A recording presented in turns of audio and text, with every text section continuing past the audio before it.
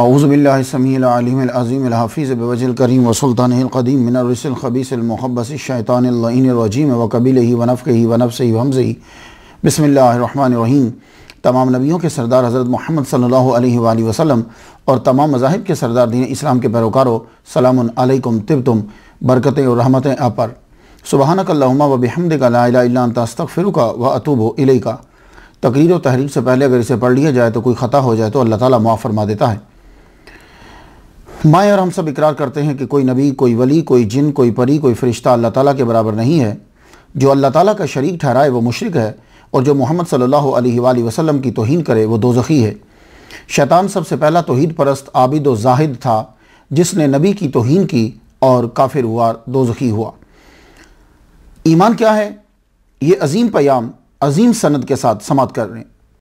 इमाम रिज़ा अलैहिस्सलाम अपने वालिद मूसा काज़िम से बयान करते हैं, वो अपने वालिद इमाम जाफ़र सादिक से बयान करते हैं, वो अपने वालिद इमाम मोहम्मद अल बाकिर अलैहिस्सलाम से बयान करते हैं, वो अपने वालिद ग्रामी इमाम ज़ैनुल आबिदीन से बयान करते हैं, वो अपने वालिद ग्रामी इमाम हुसैन अलैहिस्सलाम से बयान करते हैं, वो अपने वालिद ग्रामी मौला अली अलैहिस्सलाम से बयान करते हैं। उन्होंने मोहम्मद मुस्तफ़ा सल्लल्लाहु अलैहि वसल्लम से सुना। हुज़ूर ने फरमाया, अल ईमानो मारिफ़तुन बिल क़ल्बि व क़ौलुन बिल लिसानि व अमलुन बिल अरकानि। ईमान तीन चीज़ों का नाम है, दिल से जानना, ज़ुबान से इकरार करना और उसके बाद अपने अज़ा से अमल करना अपनी इस्तिताअत के मुताबिक। हाज़ा रहमतु मिन रब्बी। आज की गुफ्तगू जो है वो 106 नंबर पर पहुंच गई। ये हमारी पिछली तकरीर का एक हिस्सा भी है, और आज जिस हस्ती को हम सरनामा कलाम बना रहे हैं उस हस्ती को सिब्त रसूल, सैयद शबाब अहल जन्ना, सैयद शुहदा हज़रत इमाम हुसैन बिन अली अलैहिस्सलाम कहा जाता है।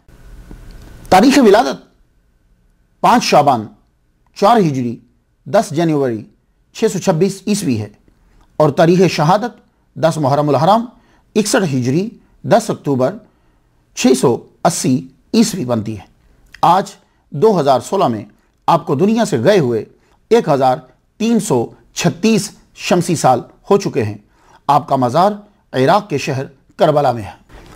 हमारे दातागंज बख्श अली हुजवेरी रहमतुल्लाह अलैह कश्फुल महजूब में फरमाते हैं कि इमाम हुसैन मुहक्किकीन औलिया अल्लाह में से हैं और अहले सिफा का किबला हैं और करबला के कतील हैं।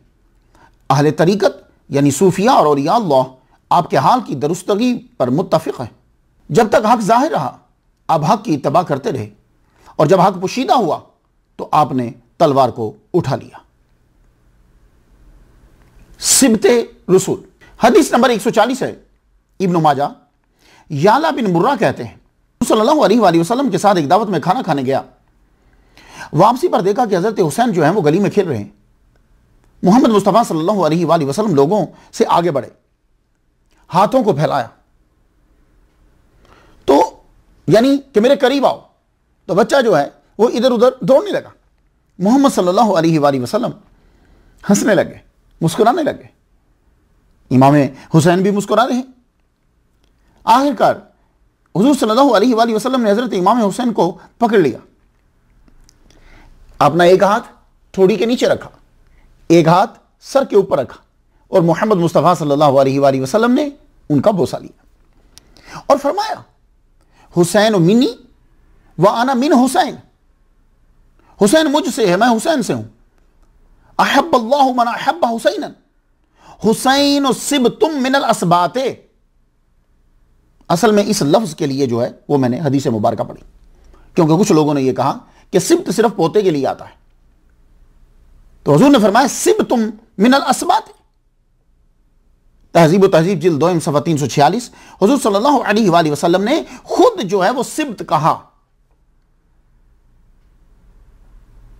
सिब्त जो है ये इस्म है, इसकी जमा असबात आती है। कुरान मजीद में यह लफ्ज़ असबात 5 मरतबा आया। बेटी या बेटे की औलाद को सिब्त कहा जाता है। चूंकि इमाम हुसैन रज़ियल्लाहु तआला अन्हु मोहम्मद मुस्तफ़ा सल्लल्लाहु अलैहि वसल्लम की बेटी फातिमतुज़ ज़हरा रज़ियल्लाहु तआला अन्हा के बेटे हैं, इसलिए आपको सिब्ते रसूल कहा जाता है। ताजुल उरूस में है, कलामुल अइम्मत सरीहन अन्नहु यशमुलु, नसर यंसुरु पे हो तो यशमुलु, कलामुल अइम्मत सरीहन अन्नहु यशमुलु वलदल इब्न वल इब्नते। और लिसानुल अरब में है कि वलदुल इब्न वल इब्नत, कि यानी सिब्त का जो लफ्ज़ है ये नवासा नवासी पोता पोती दोनों के लिए इस्तेमाल होता है। सैयद शबाब अहलिल जन्नह। मुस्नद इमाम अहमद, हदीस की काउंटिंग जो है वो 11,537 बनती है। मजमू ज़वाइद में भी है, मुस्तदरक में है, अस्सिलसिलतुल सहीहा ये अलबानी का जो है वो 797 नंबर हदीस, तिरमिज़ी शरीफ में भी है और मिशकात में भी यह हदीस मुबारक है। मोहम्मद मुस्तफ़ा सल्लल्लाहु अलैहि वसल्लम ने फरमाया इन्नल हसन वल हुसैन सय्यदा शबाब अहलिल जन्नह। तो तिरमिज़ी ने कहा कि हाज़ा हदीसुन हसनुन सहीहुन, यह हसन और सही है कि हसन हुसैन जन्नती नौजवानों के सरदार हैं। सैयदुश शुहदा, शुहदा के सरदार। शुहदा जमा है शहीद की। शहीद अल्लाह ताला के नामों में से एक नाम भी है। शहीद का माना गवाही देने वाला, यानी क्या मतलब, अल्लाह के लिए जब शहीद है तो इसका मतलब हर चीज जो है वो उसकी नजर के सामने है, उसके इल्म में है। लेकिन जब शहीद बंदे के लिए इस्तेमाल किया जाएगा तो शहीद इस्म है बरवज़्न फ़ाइल, गवाही देने वाला। और शहीद यह नाम मोहम्मद मुस्तफ़ा सल्लल्लाहु अलैहि वसल्लम ने उस फर्द मोमिन को दिया जो अल्लाह की राह में मुशरिकों के हाथों, गैर मुस्लिमों के हाथों कत्ल कर दिया जाए या मुसलमानों के हाथों जुल्मन कत्ल हो जाए और दियत वाजिब ना हो, उसको कहते हैं शहीद। कुरान मजीद में कहा गया वला तहसबन्नल्लज़ीना कुतिलू फी सबीलिल्लाहि अमवाता बल अहयाउन। आले इमरान में है कि जो अल्लाह ताला की राह में कत्ल कर दिए जाएं तुम उनको मुर्दा गुमान मत करो। और सूरह बाकरा में कहा वला तक़ूलू लिमन युक़्तलू फी सबीलिल्लाहि अमवात, जो अल्लाह ताला की राह में कत्ल कर दिए जाएं उनको मुर्दा ना कहो। तो मुर्दा ना कहो, मुर्दा गुमान ना करो, तो गुमान भी नहीं करते और कहते भी नहीं, तो या अल्लाह फिर बता फिर क्या कहें, उनका नाम क्या है? तो पूरे कुरान मजीद में इनका ये नाम कोई नहीं है। अब जरूरत पड़ी मोहम्मद मुस्तफ़ा सल्लल्लाहु अलैहि वसल्लम की, या रसूलल्लाह इनका नाम क्या है? हुवा saline in the way of अल्लाह ताला। अब नाम उनका क्या है? तो मेरे नबी मोहम्मद मुस्तफ़ा सल्लल्लाहु अलैहि वसल्लम ने फरमाया, इब्न माजा शरीफ में यह हदीस मुबारक है, पेज नंबर 206 है, लाइन नंबर 30 है और लफ्ज नंबर जो है वो 16 है। 16वां लफ्ज है मन कुतिला फी सबीलिल्लाहि फहुवा शहीदुन, जो अल्लाह ताला की राह में कत्ल कर दिया जाए उसका नाम शहीद है। तो ये शहीद का लफ्ज जो है वो इतना मशहूर हुआ कि आप हिंदुस्तान की न्यूज़ भी सुन लें आप, तो वो भी अपने मकतूलीन के लिए कि जो मुल्क के लिए मरते हैं उनको लफ्ज शहीद ही से याद करते हैं। शहीद बहुत होंगे लेकिन आप सरदार हैं, वो किस तरह? मेरे नजदीक जितने शहीद हैं वो सब जन्नती हैं। खून का कतरा गिरने से पहले उसके गुनाह माफ हो जाते हैं, ठीक है? तो सारे शहीद जन्नती और इमाम हुसैन जन्नतियों के सरदार, तो हुए ना सैयदुश शुहदा। दूसरा, इमाम हुसैन की मोहब्बत जो है वो वाजिब है और फर्ज है मोमिन पर, मुसलमान पर। यह मैं नहीं कह रहा, इब्न तैमिया ने कहा है कि मोहब्बतुहुम वाजिबुन फर्जुन, तो उनकी मोहब्बत वाजिब। तो भाई जिसकी मोहब्बत तुम पर लाजिम है तो वो तुम्हारा सरदार हुआ ना। तो सैयदुल अंबिया ने जब अपना बेटा कह दिया तो अब तो हर मोमिन कि जिनमें शुहदा भी हैं सरदार बन गए। भाई नबी का बेटा है। सबसे अजीब और बड़ी गमगीन शहादत जो है हजरत अमीर हमजा रज़ी अल्लाह तआला अन्हु की है। लेकिन वो जब शहीद कर दिए गए तो उसके बाद उनका नाक, कान, होंठ, दिल, जिगर ये निकाला गया, अज़ा जो है वो काटे गए और अज़ा काट कर उसका हार बनाकर जो यजीद की दादी हैं उन्होंने अपने गले में डाला।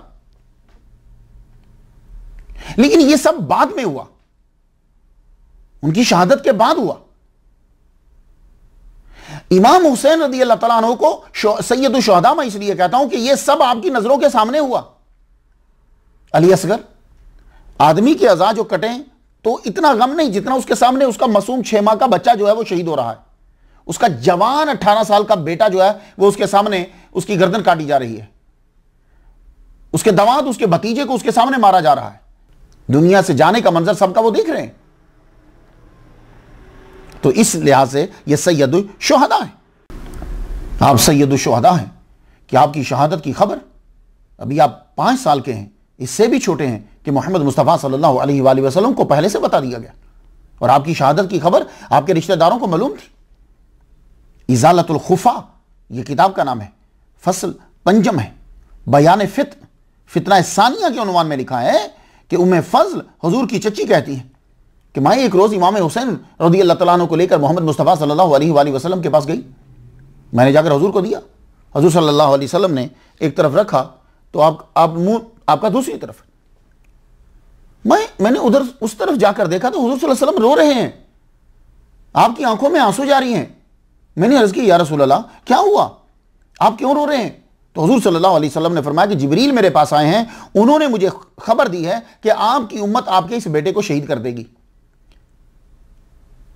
और मेरे पास इनकी जो तुरबत की सुर्ख मट्टी है वो भी वो लेकर आए हैं। ये बात जो है ये मोहम्मद मुस्तफ़ा सल्लल्लाहु अलैहि वसल्लम ने हजरत उम्मे सलामा को भी बताई, जो आपकी ज़ौजा है, हजरत अली को भी ये बात बताई, बीबी फातिमा तो ज़हरा रज़ी अल्लाह तआला अन्हा को भी ये बात मालूम थी। इस हदीस को अल्लामा अलबानी ने सिलसिलातु सहीहा दोइम 484 हदीस नंबर 821 के तहत बयान किया। एक मफहूम जो है वो तबारानी ने और मजमा ज़वाद ने यूं बयान किया है, कहते हैं खालिद कहते हैं कि मैंने हुजूर सल्लल्लाहु अलैहि वसल्लम को फरमाते हुए सुना, इन्नकुम सतुब्तलून फी अहले बैती मिन बादी, अन करीब क्या होगा, तुम मुब्तला किए जाओगे मेरे बाद मेरी अहले बात के सिलसिले में, यानी तुम्हारी आजमाइश होगी।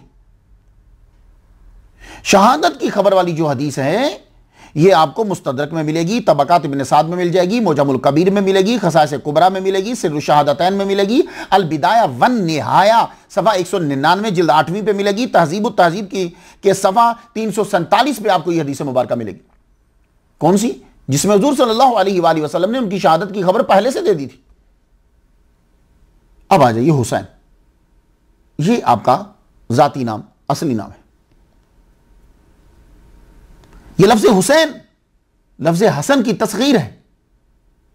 तस्गीर किसे कहते हैं? Reduction in the size, number और अमाउंट ऑफ समथिंग, ये तस्गीर होती है, छोटापन।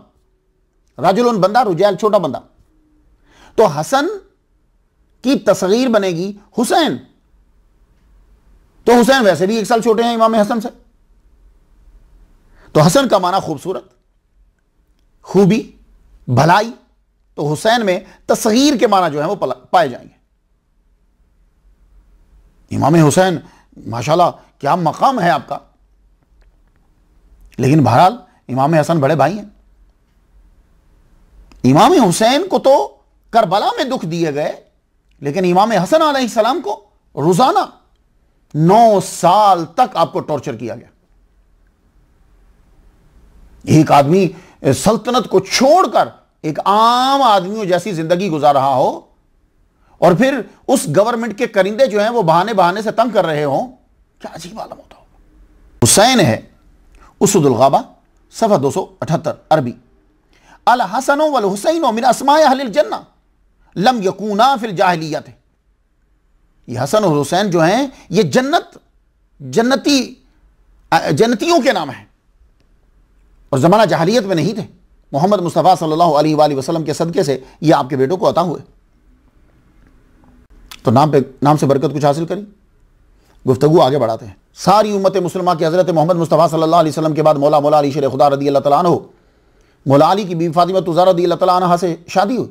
अल्लाह ताला ने इनको दूसरा बेटा अता फरमाया 4 हिजरी को, 5 शाबान को। मोहम्मद मुस्तफ़ा सल्लल्लाहु अलैहि वसल्लम को इतला दी गई, मेरे नबी तशरीफ़ लाए।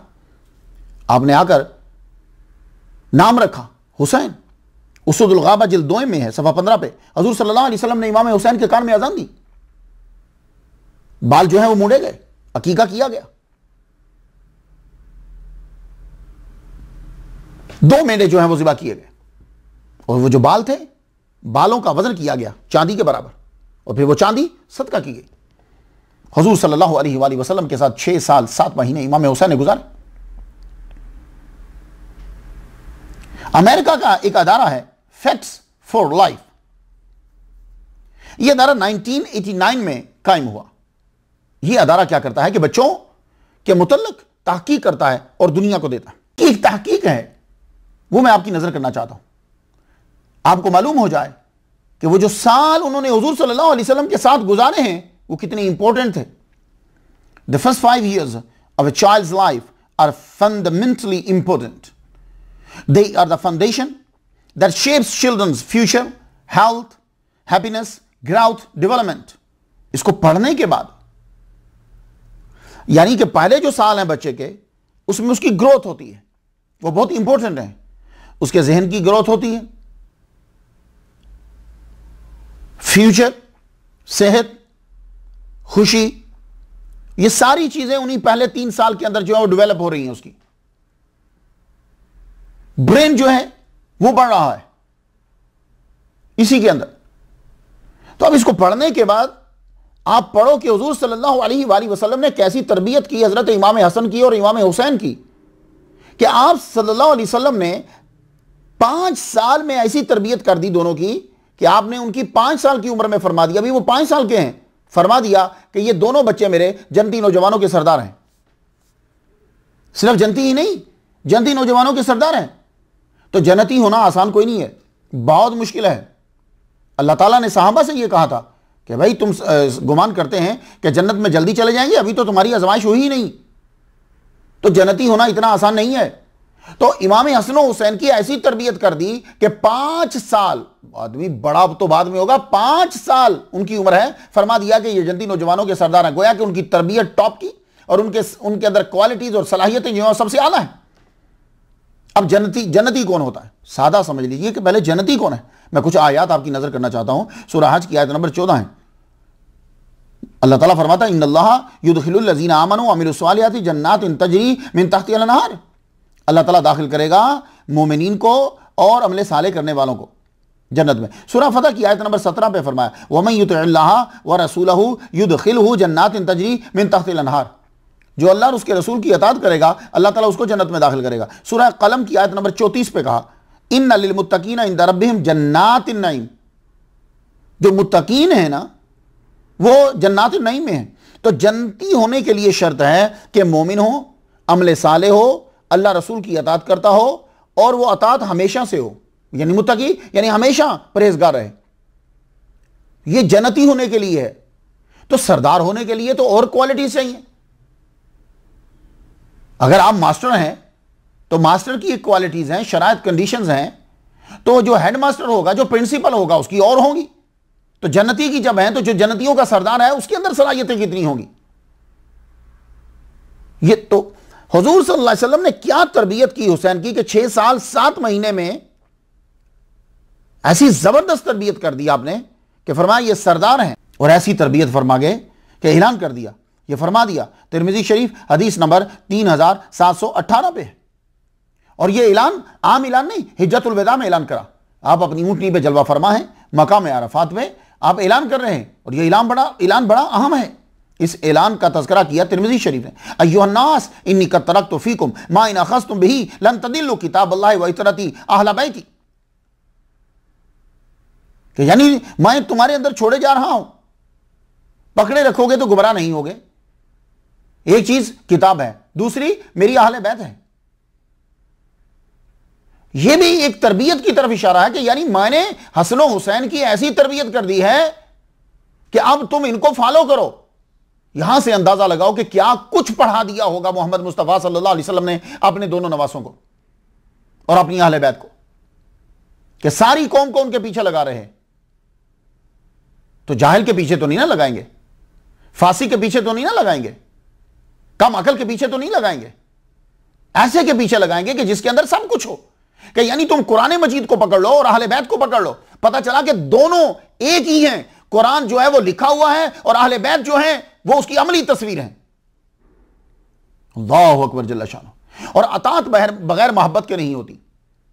इसलिए मोहम्मद मुस्तफ़ा सल्लल्लाहु अलैहि वसल्लम फरमाते हैं, यह हदीस तिरमिज़ी शरीफ 3722 है कि अल्लाह से प्यार करो कि वो गज़ा देता है, मुझसे प्यार करो अल्लाह की रजा के लिए, और वहिब्बू अहल बैती बिहुब्बी, और मेरी अहले बैत से मोहब्बत करो मेरी मोहब्बत की वजह से। ये ताकीदी जुमले बार बार क्यों बोले जा रहे हैं? इतनी अहादीस मुबारका को छोड़कर कुस्तुनतुनिया पे रुके हुए, जहां डाउटेड है। वाज़ेह अहादीस मुबारका पे जरा ध्यान दीजिए। एक और हदीस मिशकात शरीफ, अहले बैत के फजाइल में यह हदीस है, उज़क्किरुकुमुल्लाह फी अहले बैती, उज़क्किरुकुमुल्लाह फी अहले बैती। ये 2 बार आपने जुमला कहा, मैं अहले बैत के मुतालिक तुम्हें अल्लाह से डराता हूं। क्या मतलब? मेरे अहले बैत को तकलीफ मत पहुंचाना। मेरा ख्याल है कि इसके बाद अब बताने की जरूरत नहीं है कि इमाम हुसैन रज़ी अल्लाह ताला अन्हु ने कितना पढ़ा है, कितनी तलीम थी आपके पास। हुज़ूर सल्लल्लाहु अलैहि वसल्लम के ज़ाहिरी तौर पर पर्दा फरमा जाने के बाद हर खलीफा ने इमाम हुसैन रज़ी अल्लाह ताला अन्हु से बड़ी मोहब्बत की, अपने बच्चों से बढ़कर प्यार करते थे। बल्कि एक मरतबा तो हज़रत उमर रज़ी अल्लाह ताला अन्हु ने यह तक फरमा दिया इमाम हुसैन से, क्या मेरे बेटे, ये सब कुछ तुम्हारे नाना का है, इवन कि हमारे सर पर जो बाल हैं, यूं आपने अपनी पगड़ी हटाकर फरमा लगे, ये जो बाल हैं ये भी तुम्हारे नाना के सदके से। मतलब क्या? कि हमारी इज्जत जो है वो तुम्हारे नाना के सदके से। अब बताओ यार, इससे बढ़कर जुमला और क्या हो सकता है? इमाम हुसैन रज़ियल्लाहु तआला अन्हु Guinness book of the world में इमाम हुसैन रज़ियल्लाहु तआला अन्हु का नाम है, लिहाज से आपका नाम है कि हर जुबान की शायरी के अंदर आपका तज़किरा जरूर हुआ है कहीं ना कहीं। जोश मिली आबादी ने सच कहा था, इंसान को बेदार तो हो लेने दो, हर कौम पुकारेगी हमारे हैं हुसैन। हुजूर सल्लल्लाहु अलैहि वसल्लम ने तो पहले ही कह दिया था, हुसैन मिन्नी वाना मिन हुसैन, हुसैन मुझसे है, मैं हुसैन से हूं। हुसैन मुझसे है, मेरा नवासा है, मैं हुसैन से हूं, मेरे मिशन की तकमील वही करेगा। Mahatma Gandhi father of India ने कहा, I learn from Hussain how to achieve victory while being oppressed. My faith is that the progress of Islam does not depend on the use of sword, but the result of supreme sacrifice of Imam Hussain radiyallahu ta'ala anhu. Jawaharlal Nehru ने कहा, Hazrat Imam Hussain radiyallahu ta'ala anhu sacrificed his all, but he refused to submit to a tyrannical government. Muhammad Ali Jinnah, father of Pakistan, ने ये कहा, every Muslim in particular must learn a lesson from his life and should seek guidance from him.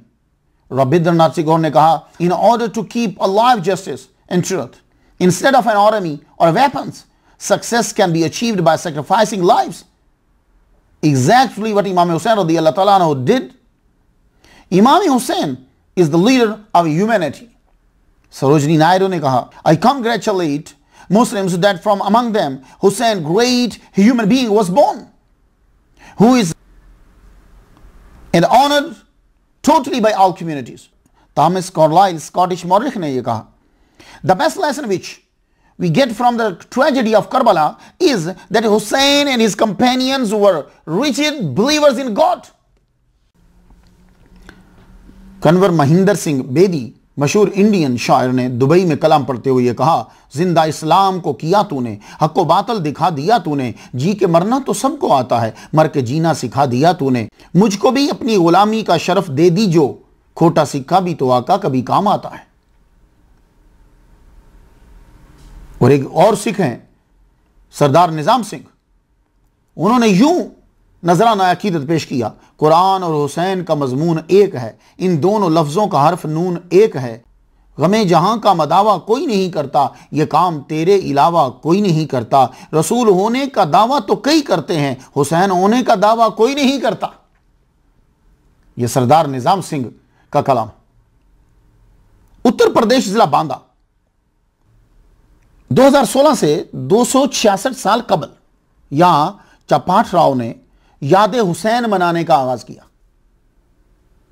सिर्फ मुसलमान ही नहीं, सिखों का कलाम मैंने आपको सुना है, अब जरा हिंदुओं का सुन लीजिए।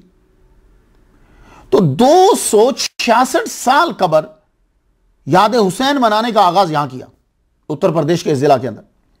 और आज भी 10 मुहर्रम को यहां हिंदू जो है वो इकट्ठे हो जाते हैं, आग जलाई जाती है, जब उनके कोयले बन जाते हैं तो फिर वो हिंदू उनके अंदर से गुजरते हैं, वो जो आग जली है उसके ऊपर से गुजरते हैं और यूं हाथ के साथ यूं कोयलों को ऊपर उछालते हुए फिर बाहर चले जाते हैं। पूछा कि आप लोग ऐसा क्यों करते हो?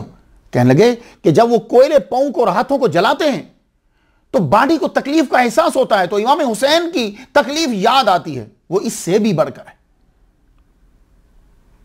तो 10 मुहर्रम को सिख भी जो हैं ये भी अपने गुरुद्वारों के अंदर इमाम हुसैन का खास तौर पर जिक्र करते हैं 10 मुहर्रम को।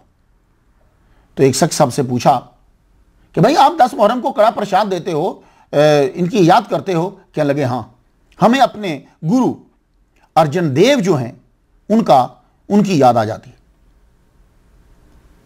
पूछा वो क्यों? कहने लगे ये जो गुरु अर्जन देव थे, इनको जहांगीर ने जो है वो कत्ल का ऑर्डर दिया था। अब जहांगीर बादशाह जो गुजरा है वो आप लोग तो सब जानते ही हो कि उनके अपने फैसले नहीं होते थे, उनके फैसले उनकी बीवी और उनके ब्रदर इन लॉ किया करते थे। इसलिए कई जगहों के ऊपर सिर्फ अगर जहांगीर का ऑर्डर होता था तो वो तस्लीम ही नहीं करते थे जब तक कि उनकी बीवी और उनके ब्रदर इन लॉ की स्टैंप नहीं होती थी। क्यों? ये हर वक्त नशे में धुत रहते थे। हो सकता है कि उसी नशे के आलम में ही इन्होंने गुरु जी को जो है वो कत्ल का ऑर्डर दे दिया हो। लेकिन एक बात मैं आपको बता दूं, मोहम्मद मुस्तफ़ा सल्लल्लाहु अलैहि वसल्लम जब किसी आर्मी को भेजते थे तो आप पहले उन्हें कहा करते थे कि देखो बच्चों को, औरतों को और जो मजहबी लीडर हैं उनको टच नहीं करना, फसलों को, अमारात को, मजहबी अमारात को, इनको नहीं है। कुरान मजीद के अंदर तो ये अव्वली फर्ज है कि मजहबी अमारात को बचाना। बात याद रखिएगा। अब मेरा टॉपिक नहीं है, वरना मैं ये टॉपिक मेरा दूसरा है। आप ये ज़हन में रखिए कि जो खालिसतन मजहब के साथ खास हो जाते हैं तो इस्लाम की तरफ से ये ऑर्डर आता है इन्हें टच नहीं करना। तो वो जहांगीर साहब नशे में धुत होंगे और आपका इंतकाल भी इसी वजह से ही हुआ। मैं एक दफ़ा तकरीर करने के लिए गया तो इनके मकबरे के करीब से गुजरा, तो चूंकि ये खुद भी नशे में ज़िंदगी गुजर गई इनकी, आज भी इनके मज़ार के ऊपर वही लोग बैठे होते हैं जो नशा करते हैं। आप कभी जाइए, शाम के टाइम करीब से गुजरिए, नशे वाले बैठे होते हैं। तो सिख कहते हैं कि 10 मुहर्रम को हम इमाम हुसैन रज़ी अल्लाह तआला अन्हु की याद बनाते हैं, हमें अपने गुरु अर्जन देव जी की जो है वो याद आती है। अब एक और चीज जो है इमाम हुसैन के ज़िमन में, हुसैनी ब्राह्मण हैं, इनका यह कहना है कि हमारे आबा अजदाद में एक आदमी था रोहैब सिद्धदत्त, यह अपने 7 बच्चों के साथ इमाम हुसैन की तरफ से लड़ा है। अभी इसके अंदर काफी सारी चीजें जरा समाप्त कर लीजिए। ये लोग अरब कैसे पहुंच गए? तो इंडिया के एक बहुत बड़े राइटर हैं शिशिर कुमार मित्रा, शिशिर ये भी कहा जाता है, वैसे एच के बगैर भी है इनका। ये 1890 में पैदा हुए।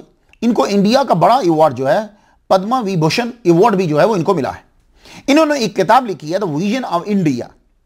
इनका कहना है कि अलेक्जेंडर के बाद लोग अरब इराक के कुरब में रहने लग गए, ये हिंदू जो थे, और ये लोग ताजर थे, और ये लोग औलाद हैं ऋषि भरद्वाज के। इनके बगौल दत्त खानदान ने अफगानिस्तान के इलाकों में भी हुकूमत की है, दत्त जिनके लास्ट नेम आता है जिनका। द विजन ऑफ इंडिया के सफा 183 पे इन्होंने लिखा है कि रोहेब जो था सिद्धदत्त, इसके 7 बच्चे जो हैं वो इनके साथ थे, साखुस राय, हरजिस राय, शेर खान, रायपुन, राम सिंह, दाहुरो, फौरू, ये 7 बच्चे जो हैं इनके साथ थे। और जब यजीद के साथ लड़ाई हो रही थी तो ये इमाम हुसैन के साथ, तो ये उनकी औलाद हैं हुसैनी ब्राह्मण। और हुसैनी ब्राह्मण जो हैं ये सिंध में, सिंध पाकिस्तान में, महाराष्ट्र में, राजस्थान में, कश्मीर में और दिल्ली में ये पाए जाते हैं। लेकिन शिया स्कॉलर मौलाना हसन जफर नकवी का यह कहना है कि हुसैनी ब्राह्मण की करबला से निस्बत तो है, मगर वाकया क्या है, तहकीक की जरूरत है। उनके बकौल राजस्थान का एक राजा था जिसने हजरत इमाम हुसैन अलैहिस्सलाम का सुना, वो यहां से उनकी हेल्प के लिए चला, लेकिन जब वो पहुंचा वहां करबला में तो इमाम हुसैन की शहादत हो चुकी थी। तो फिर वो उनकी कब्र के ऊपर मुजावर बनकर बैठ गया।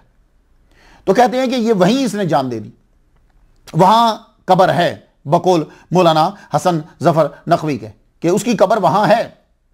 उसके चाहने वाले जो हैं वो फिर बाद में राजस्थान वापस आ गए और यहां आकर जो है उन लोगों ने सिलसिला जो है वो इमाम हुसैन से अकीदत का सिलसिला जो है वो शुरू कर दिया। तो एक हुसैनी ब्राह्मण का ये कहना है, उसने निशान दिखाया, यहां कहता है कि बाई बर्थ जो उनकी औलाद में से हैं उनकी गर्दन के ऊपर एक निशान होता है। तो वो कहना था कि 30% 40% जो है इस नस्ल के अंदर सब में निशान है, और ये बाई बर्थ है, मेरा है, मेरा बेटा पैदा हुआ है उसके यहां भी है, ये भी उनकी बात। तो ये इमाम हुसैन रदी अल्लाह तआला अन्हु से सब मोहब्बत रखते हैं, लेकिन मोहब्बत जो है वो तभी पाया तकमील तक पहुंचती है अगर अल्लाह और उसके रसूल, अल्लाह की तौहीद का इकरार कर लिया जाए, रसूल अलैहि वसल्लम की रिसालत का इकरार जो है वो कर लिया जाए। इमाम हुसैन रदी अल्लाह तआला अन्हु अपने बड़े भाई की बहुत इज्जत करते थे। अमेरिका में लोग बोलते हैं big brother is better than A super hero. इमाम हसन के लिए सुपर हीरो बहुत छोटा लफ्ज है। बाप के बाद बड़ा भाई बाप की जगह पे होता है, और आपने कभी हजरत इमाम हसन की मुखालफत नहीं की, आपने जो कहा वो माना। हालांकि ये एक बहुत बड़ा टर्निंग पॉइंट है। जब हजरत इमाम हसन अलैहिस्सलाम जो है वो सुलह कर रहे हैं, सल्तनत उनको दे रहे हैं, तो उसका मतलब क्या है? गुर्बत। इसका मतलब क्या है? आम जिंदगी। कौन छोड़ता है सल्तनत? कुर्सी के लिए, तख्त के लिए लोग क्या कुछ नहीं करते, दीन तक बेच देते हैं, ईमान बेच देते हैं, हर चीज बेच देते हैं कुर्सी के असूल के लिए। धड़ाधड़ झूठ बोले चले जाते हैं, बोले चले जाते हैं, बोले चले जाते हैं कि झूठ भी हाथ बांध लेता है, भाई बस कर अब। लेकिन इमाम हसन अलैहिस्सलाम तख्त को जब छोड़ रहे हैं तो इमाम हुसैन ने एक लफ्ज तक नहीं कहा, तरीक साबित करे कोई लफ्ज कहा हो, बड़े भाई यस, और उनके साथ जिंदगी गुजारी। मदीना में उनके साथ रहे, इख्तलाफ कर सकते थे, वहीं रह जाते ना, फौज तो थी इनकी, वहीं रह जा, नहीं, साथ आए वापस। तो बड़े भाई की भी कदर करनी चाहिए। बड़ा भाई बाप के बजा पे होता, लेकिन हम लोग अपने बड़े भाई को बड़े भाई के होने की सजा देते हैं। जब वक्त आता है कि बड़े भाई की इज्जत की जाए, उस वक्त तमाम जो है वो ये कहते हैं इसने क्या किया, जबकि उसका जो 1 रुपया है, जो उस बड़े भाई ने 1 रुपया तुम्हारे लिए इस्तेमाल किया, तुम्हें दिया था, वो तुम्हारे आज के 1 लाख के बराबर, इससे भी बढ़कर है। वो 1 रुपया तुम्हारे 1 लाख से अफजल है। क्यों? इसलिए कि उस बड़े भाई ने तुम्हें उस वक्त संभाला है कि जब तुम इस बड़े भाई की वजह से आज तुम 1 लाख कमाने के काबिल हुए हो। ये उस वक्त तुम्हें सहारा ना देता बाप के बाद, ये तुम्हें ना संभालता तो कहां जाता? तो लोग बड़े भाई की इसलिए कहा जाता है कि बड़ा भाई बाप की जगह पे होता है, तो उसकी ऑनर भी करनी चाहिए। सिर्फ यही नहीं कि उससे चीजें लेनी चाहिए, तेरा फर्ज है कि तू पैसे देता चल, देता चल, देता चल, देता चल। इज्जत वो हम तुम्हें नहीं देंगे क्योंकि तू तो भाई है, पैसे दे क्योंकि तू बाप है। इमाम हुसैन अलैहिस्सलाम ने अपने बड़े भाई की इज्जत करी, पीछे चले, और आपकी जब शहादत हुक्मी हुई उसके बाद आपने उनकी पूरी फैमिली का ख्याल रखा।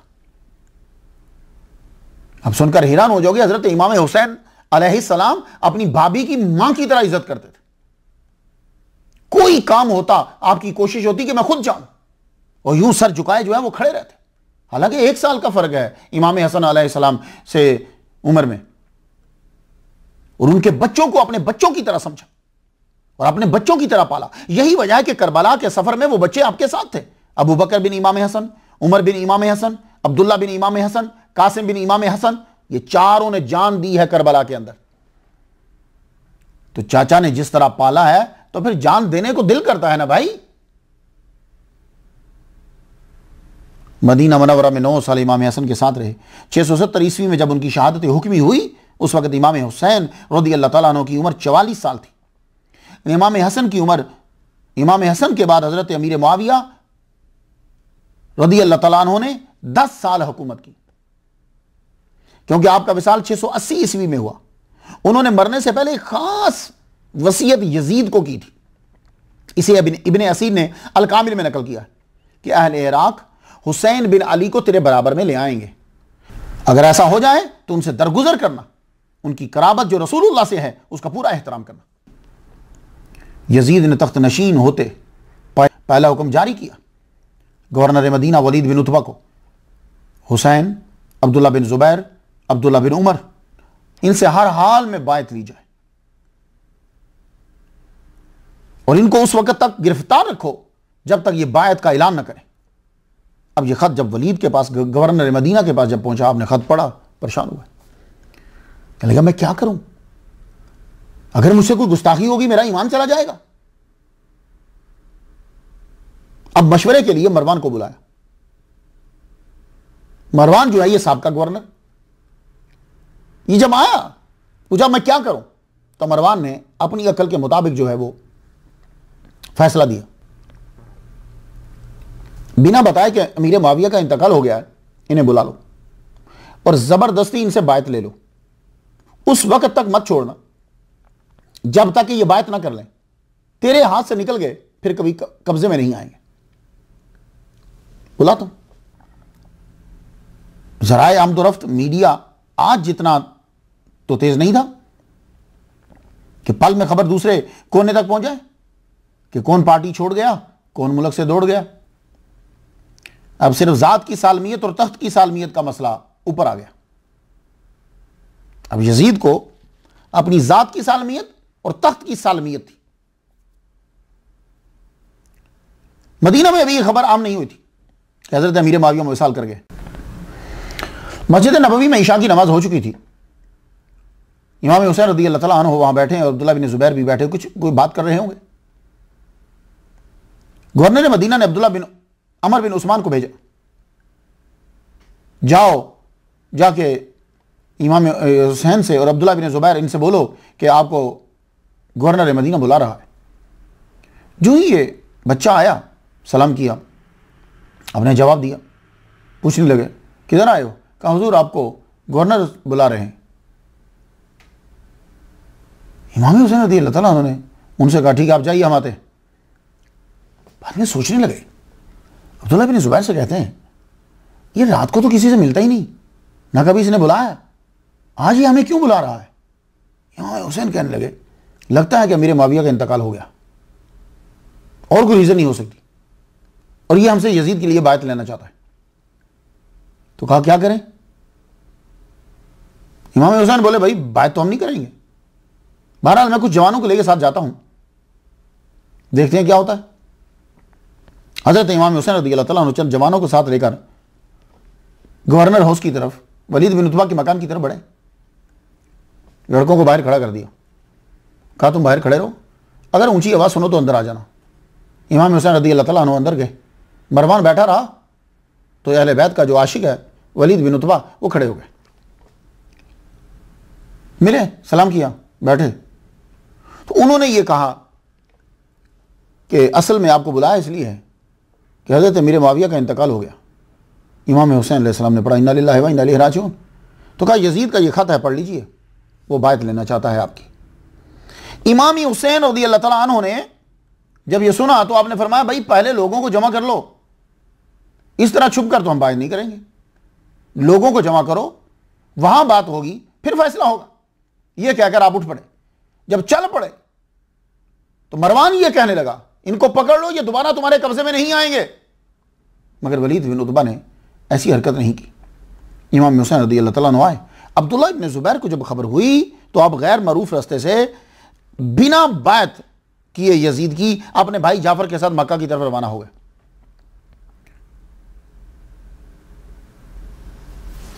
मरवान ने बोला तुमने हुसैन बिन अली को गिरफ्तार क्यों नहीं किया? वलीद बिन उतबा बोले अल्लाह की कसम मुझे सारी दुनिया की दौलत भी मिल जाए तो मैं बदले में हुसैन बिन अली को तकलीफ नहीं पहुंचाऊंगा। अब घर वापस आए, वापस आकर आपने सबसे मशवरा किया कि अब देखो ये यजीद जो है ये ज़बरदस्ती हमसे बात ले रहा है, हम इसकी बात को कैसे, हम इसे बचपन से जानते हैं, हमारी नज़रों के सामने ये बला है, हम इसके करतूत को जानते हैं, ये शरीयत पे कितना अमल करता है मुझे मालूम है, कितना बड़ा बिदअती है ये मुझे मालूम है। अब इसकी बात मैं करूं, जब मैं बात कर लूंगा इसका हर अमल जो है, मेरी बात जो है वो उसे छुपा देगी, वो दलील बन जाएगा इसके हर अमल के सही होने की। और ये आपकी दूरअंदेशी थी और आपने बात नहीं करी, बाद में दुनिया को मानना पड़ा कि हुसैन जो है वो सही थे। आपने अपने अलाती भाई मोहम्मद बिन हनफिया से मशवरा किया, वो बोले आप मक्का रवाना हो जाएं, अल्लाह ताला कोई ना कोई सबील पैदा कर देगा। दूसरे दिन शाम को फिर कासिद आया, आपने फरमाया कि अभी हम मसरूफ हैं। अगले दिन 27 रजब 60 हिजरी बमुताबिक 3 मई 680 ईस्वी रात के वक्त आपने अपने ख़ानदान को अपने फ़ैसले से आगाह किया। सब लोग तैयारी में मसरूफ़ हो गए और यह कैसे हो सकता है कि आप मदीना से जा रहे हों और मोहम्मद मुस्तफ़ा सल्लल्लाहु अलैहि वसल्लम के रोज़ा अतहर पर न जाएं। आपकी वालिदा ने आपको बचपन से यही सिखाया था, वो तो स्पेशल आपको साथ लेकर मोहम्मद मुस्तफ़ा सल्लल्लाहु अलैहि वसल्लम की कब्र पे जाया करती थी। अब आप हाज़िरी देने के लिए गए तो ज़रा सोचो तो सही इमाम हुसैन पे क्या बीती होगी। आप नाना के रोज़े पे गए, सलाम है जद अमजद मेरा मुँह चूमने वाले, दोषे मोहब्बत पर उठाकर घूमने वाले, ज़रा नज़रें उठाकर देखिए किसका नूरुल ऐन आया, मेरे नाना तेरे दर पर तेरा अपना हुसैन आया। वहाँ से वालिदा माजिदा की कब्र पर गए, बीबी फातिमा ज़हरा रज़ियल्लाहु अन्हा की कब्र पर जाकर आपने फातिहा पढ़ी। पाईन लहद गिरकर बहुत अश्क बहाए, आवाज़ ये आई मैं सदके मेरे जाए। फातिहा पढ़ी, सलाम किया।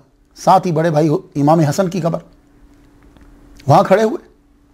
यकीनन आपके दिल में ख्याल आया होगा, मेरे भाई आपको तो माँ का कुर्ब मिल गया, आप तो अब भी अपनी माँ के साथ हो, मेरे लिए न जाने कहाँ जगह का तयन होगा, अब मैं रुखसत होता हूँ। वहाँ से रवाना हुए। हज़रत ज़ैनब रज़ियल्लाहु तआला अन्हा, यह आपकी बहन इमाम हुसैन से 1 साल छोटी, आपने भी हाज़िरी दी, सलाम किया, सारा सामान बांधा और खामोशी के साथ यह काफिला जो है वो मक्का की तरफ रवाना हो गया।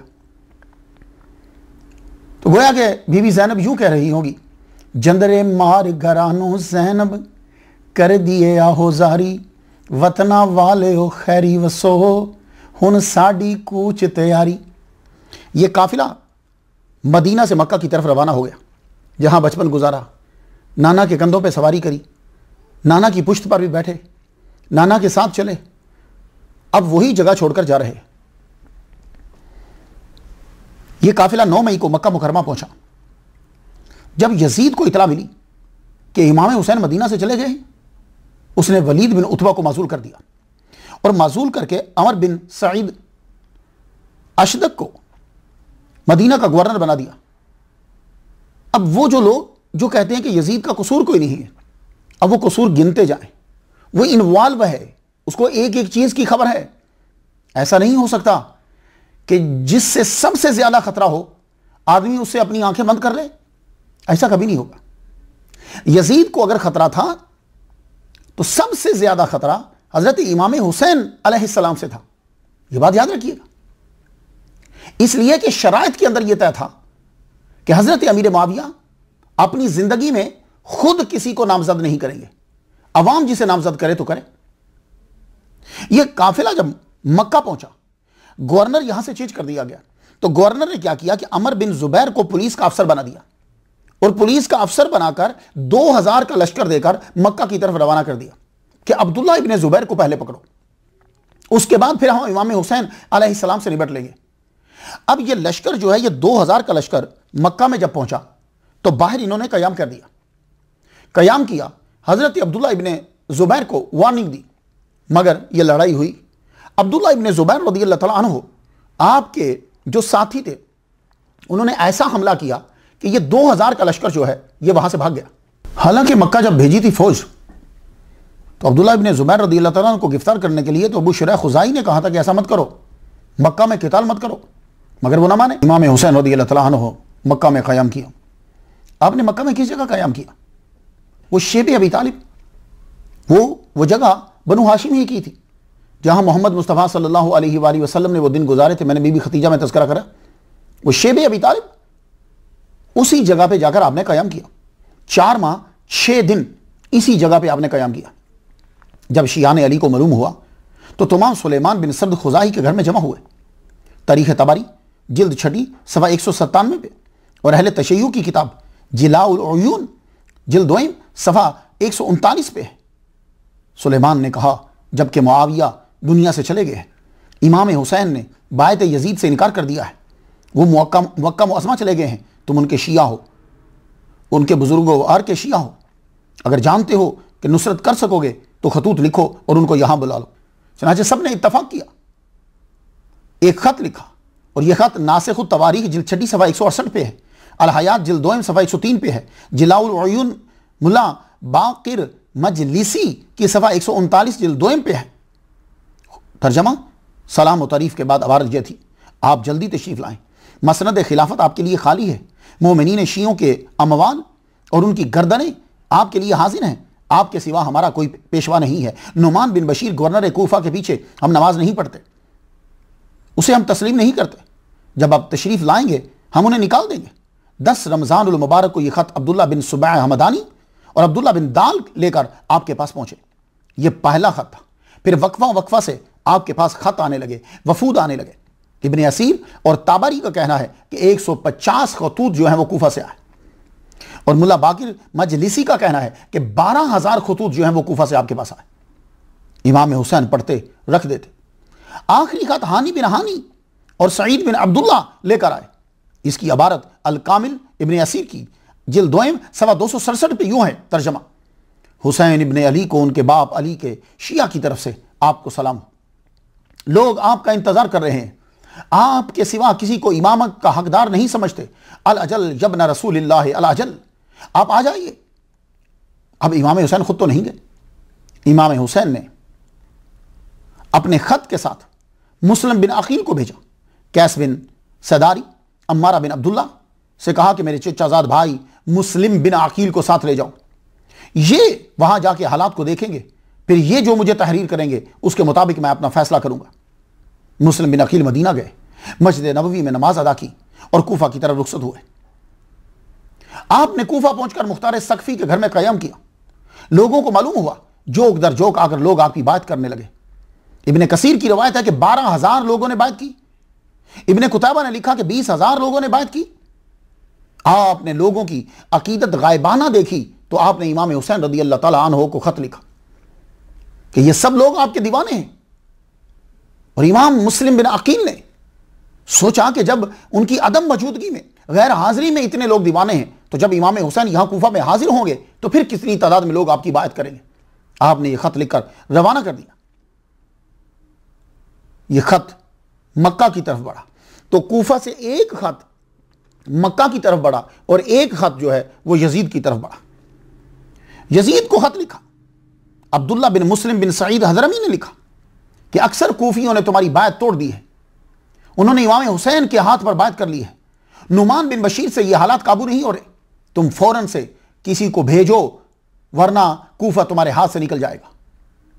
यजीद ने फौरन सरजून को बुलाया, उसे मशवरा किया कि अब मुझे क्या करना चाहिए।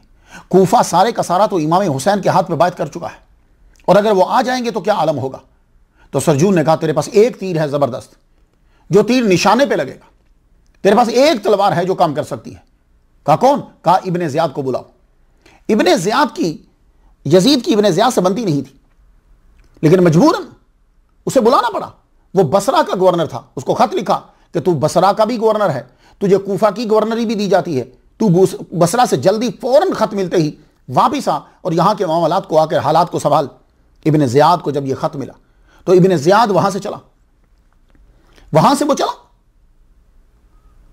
कादसिया के मकाम पर रुककर उसने हिजाजी लिबास पहना। लिबास पहनकर घोड़ा सरपट दौड़ाते हुए जब वो कूफा में दाखिल हुआ तो लोग तो इंतजार कर रहे थे, इमाम हुसैन आ रहे हैं, इमाम हुसैन आ रहे हैं। जब हिजाजी लिबास के अंदर उसे देखा और निकाब में वो था तो लोग यही समझे कि इमाम हुसैन आ गए हैं। लोग दीवानावार पीछे दौड़े, मगर वो रुका नहीं किसी के लिए, सीधा जाकर किले के दरवाजे पे खड़ा हो गया। नुमान इब्न बशीर ने यह समझा कि शायद इमाम हुसैन आ गए हैं, तो वह फसील पे चढ़ के कहने लगा, ऐ हुसैन आप चले जाइए, मैं आपके साथ लड़ने की बेदबी नहीं कर सकता, लेकिन आप वापस जाइए, मुझे भी मुश्किल में मत डालिए। वो हुसैन समझ रहा था। उसी वक्त इब्ने ज़ियाद ने जो है वो निकाब उतारा और कहा मैं हुसैन नहीं हूं, ये अब मैं कूफा का गवर्नर हूं, तुम जो हो वो मासूल हुए, दरवाजा फौरन खोलो। दरवाजा खोला गया। जब ये अंदर गया तो तब लोगों को पता चला कि ये हुसैन नहीं है, ये तो इब्ने मरजाना है, इब्ने ज़ियाद है। इब्ने ज़ियाद जो ही पहुंचा फौरन उसने ऐलान कर दिया सुबह कूफा की जामे मस्जिद के अंदर खुतबा होगा और तमाम के तमाम लोग जो हैं वो जमा हो जाएं। सुबह जब हुई, खुतबा हुआ, लोग जमा हुए तो उनको खत्म किया और कहने लगा, उसका तर्जमा यह है, अमीरुल मोमिनीन यजीद ने मुझे तुम्हारे शहर का हाकिम बनाकर भेजा है, मेरा कोड़ा और मेरी तलवार उसके सर पर है कि जो उसका हुक्म ना मानेगा, और अगर तुमने हुक्म ना माना, मुस्लिम बिन अकील को अपना इमाम तस्लीम किया और उसका साथ दिया, तो यह तलवार तुम्हारी गर्दनों पर होगी और मैं तुम्हारी गर्दनें तुम्हारे जिस्मों से जुदा कर दूंगा।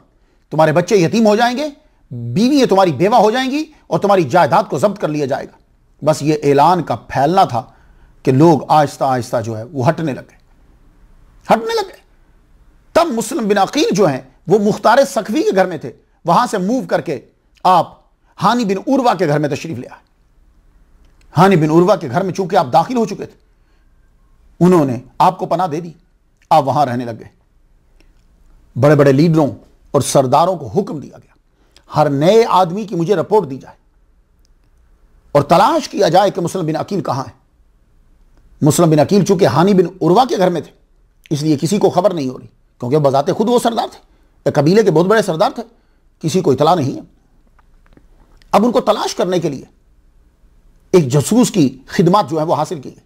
इब्ने ज़ियाद ने 3000 उस दौर की करेंसी उसे दी और कहा ये ले लो और तलाश करो कि मुस्लिम बिन अकील कहाँ है, और उनकी एक एक मिनट की रिपोर्ट जो है वो मुझ तक पहुंचनी चाहिए। अब वो जासूस आपको तलाश करने के लिए निकला। इस जासूस ने मुस्लिम बिन अकील को तलाश करना है, सीधा मस्जिद में गया। मस्जिद में बैठ के हर नमाज को बाजमात पढ़ने लगा और लोगों पे नजर रखने लगा।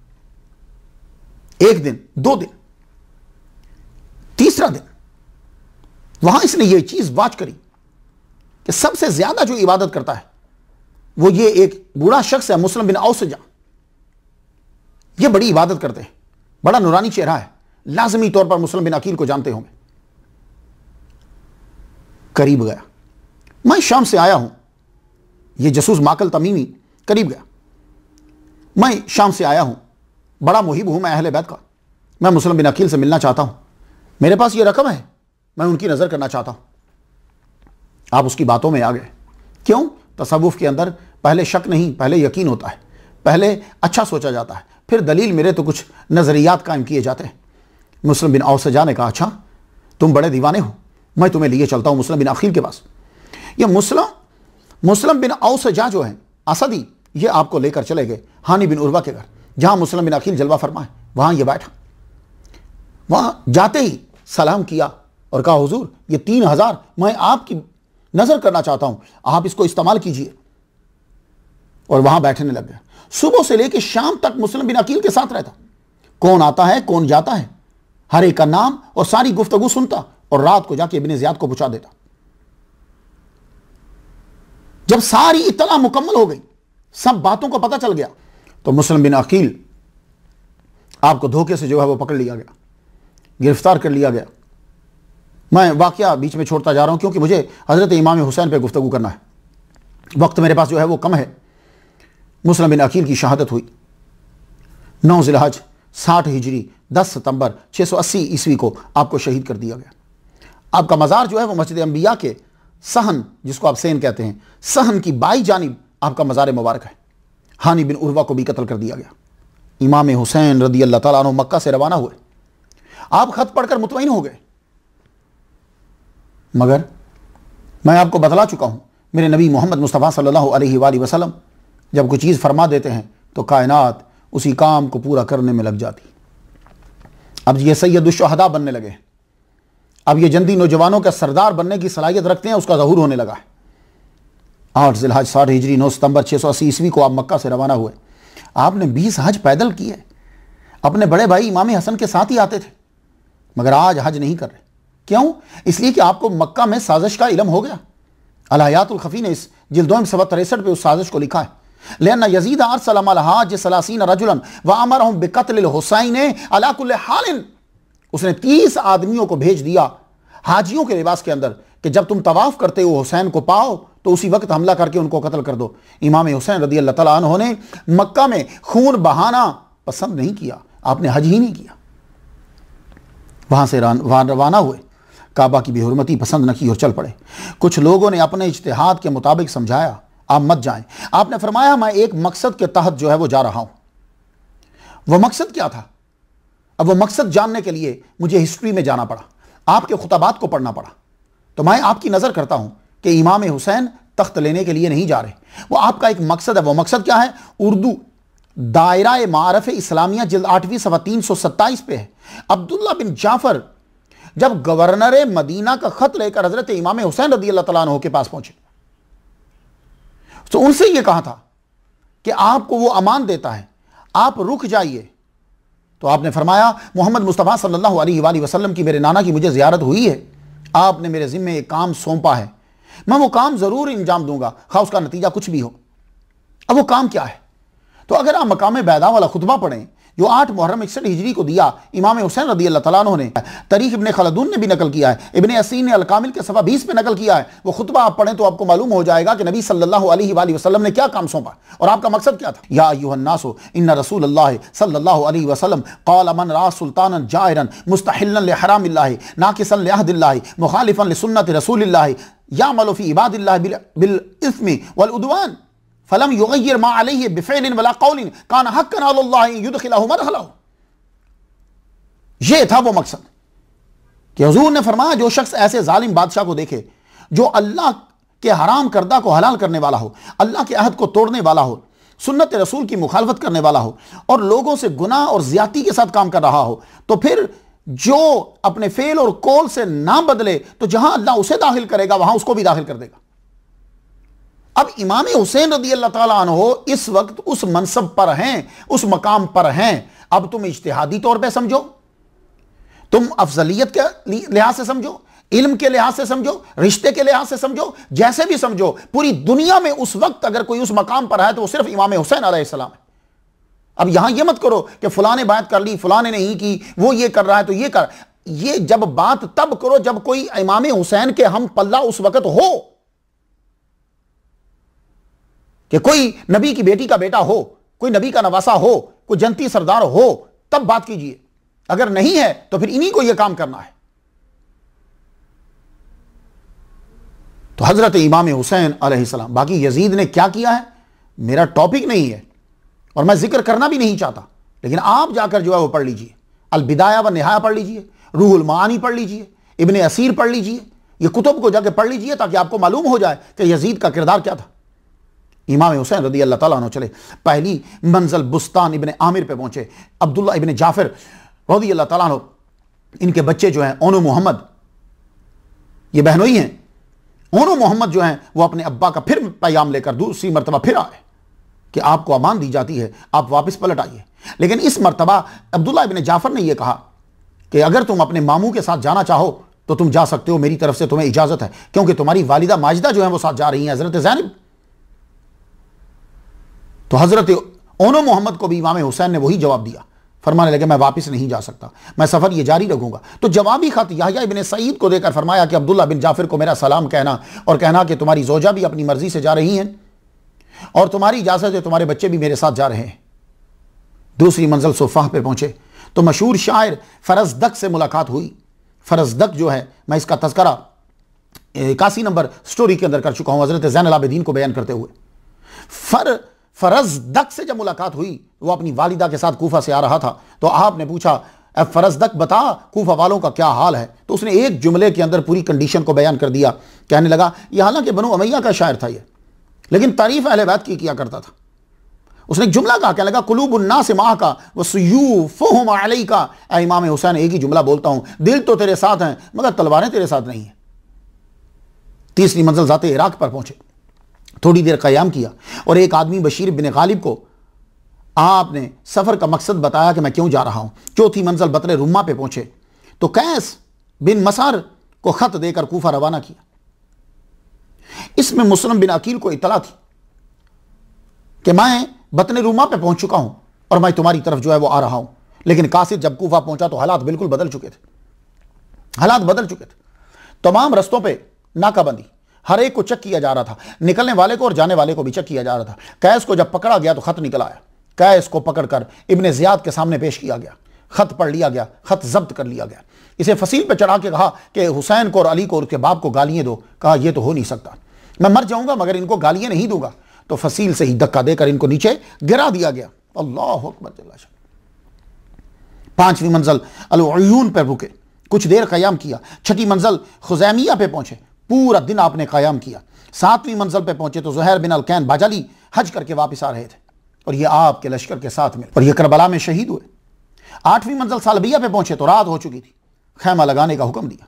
जब सपैदा सहर नमूदार हुआ, नमाज अदा की, वज़ाइफ में मशगूल हुए तो एक शख्स बकरा सदी जो कूफा से आ रहा था पूछने लगा ये काफिला क्या कौन किसका है। कहा गया इमाम हुसैन का काफिला है।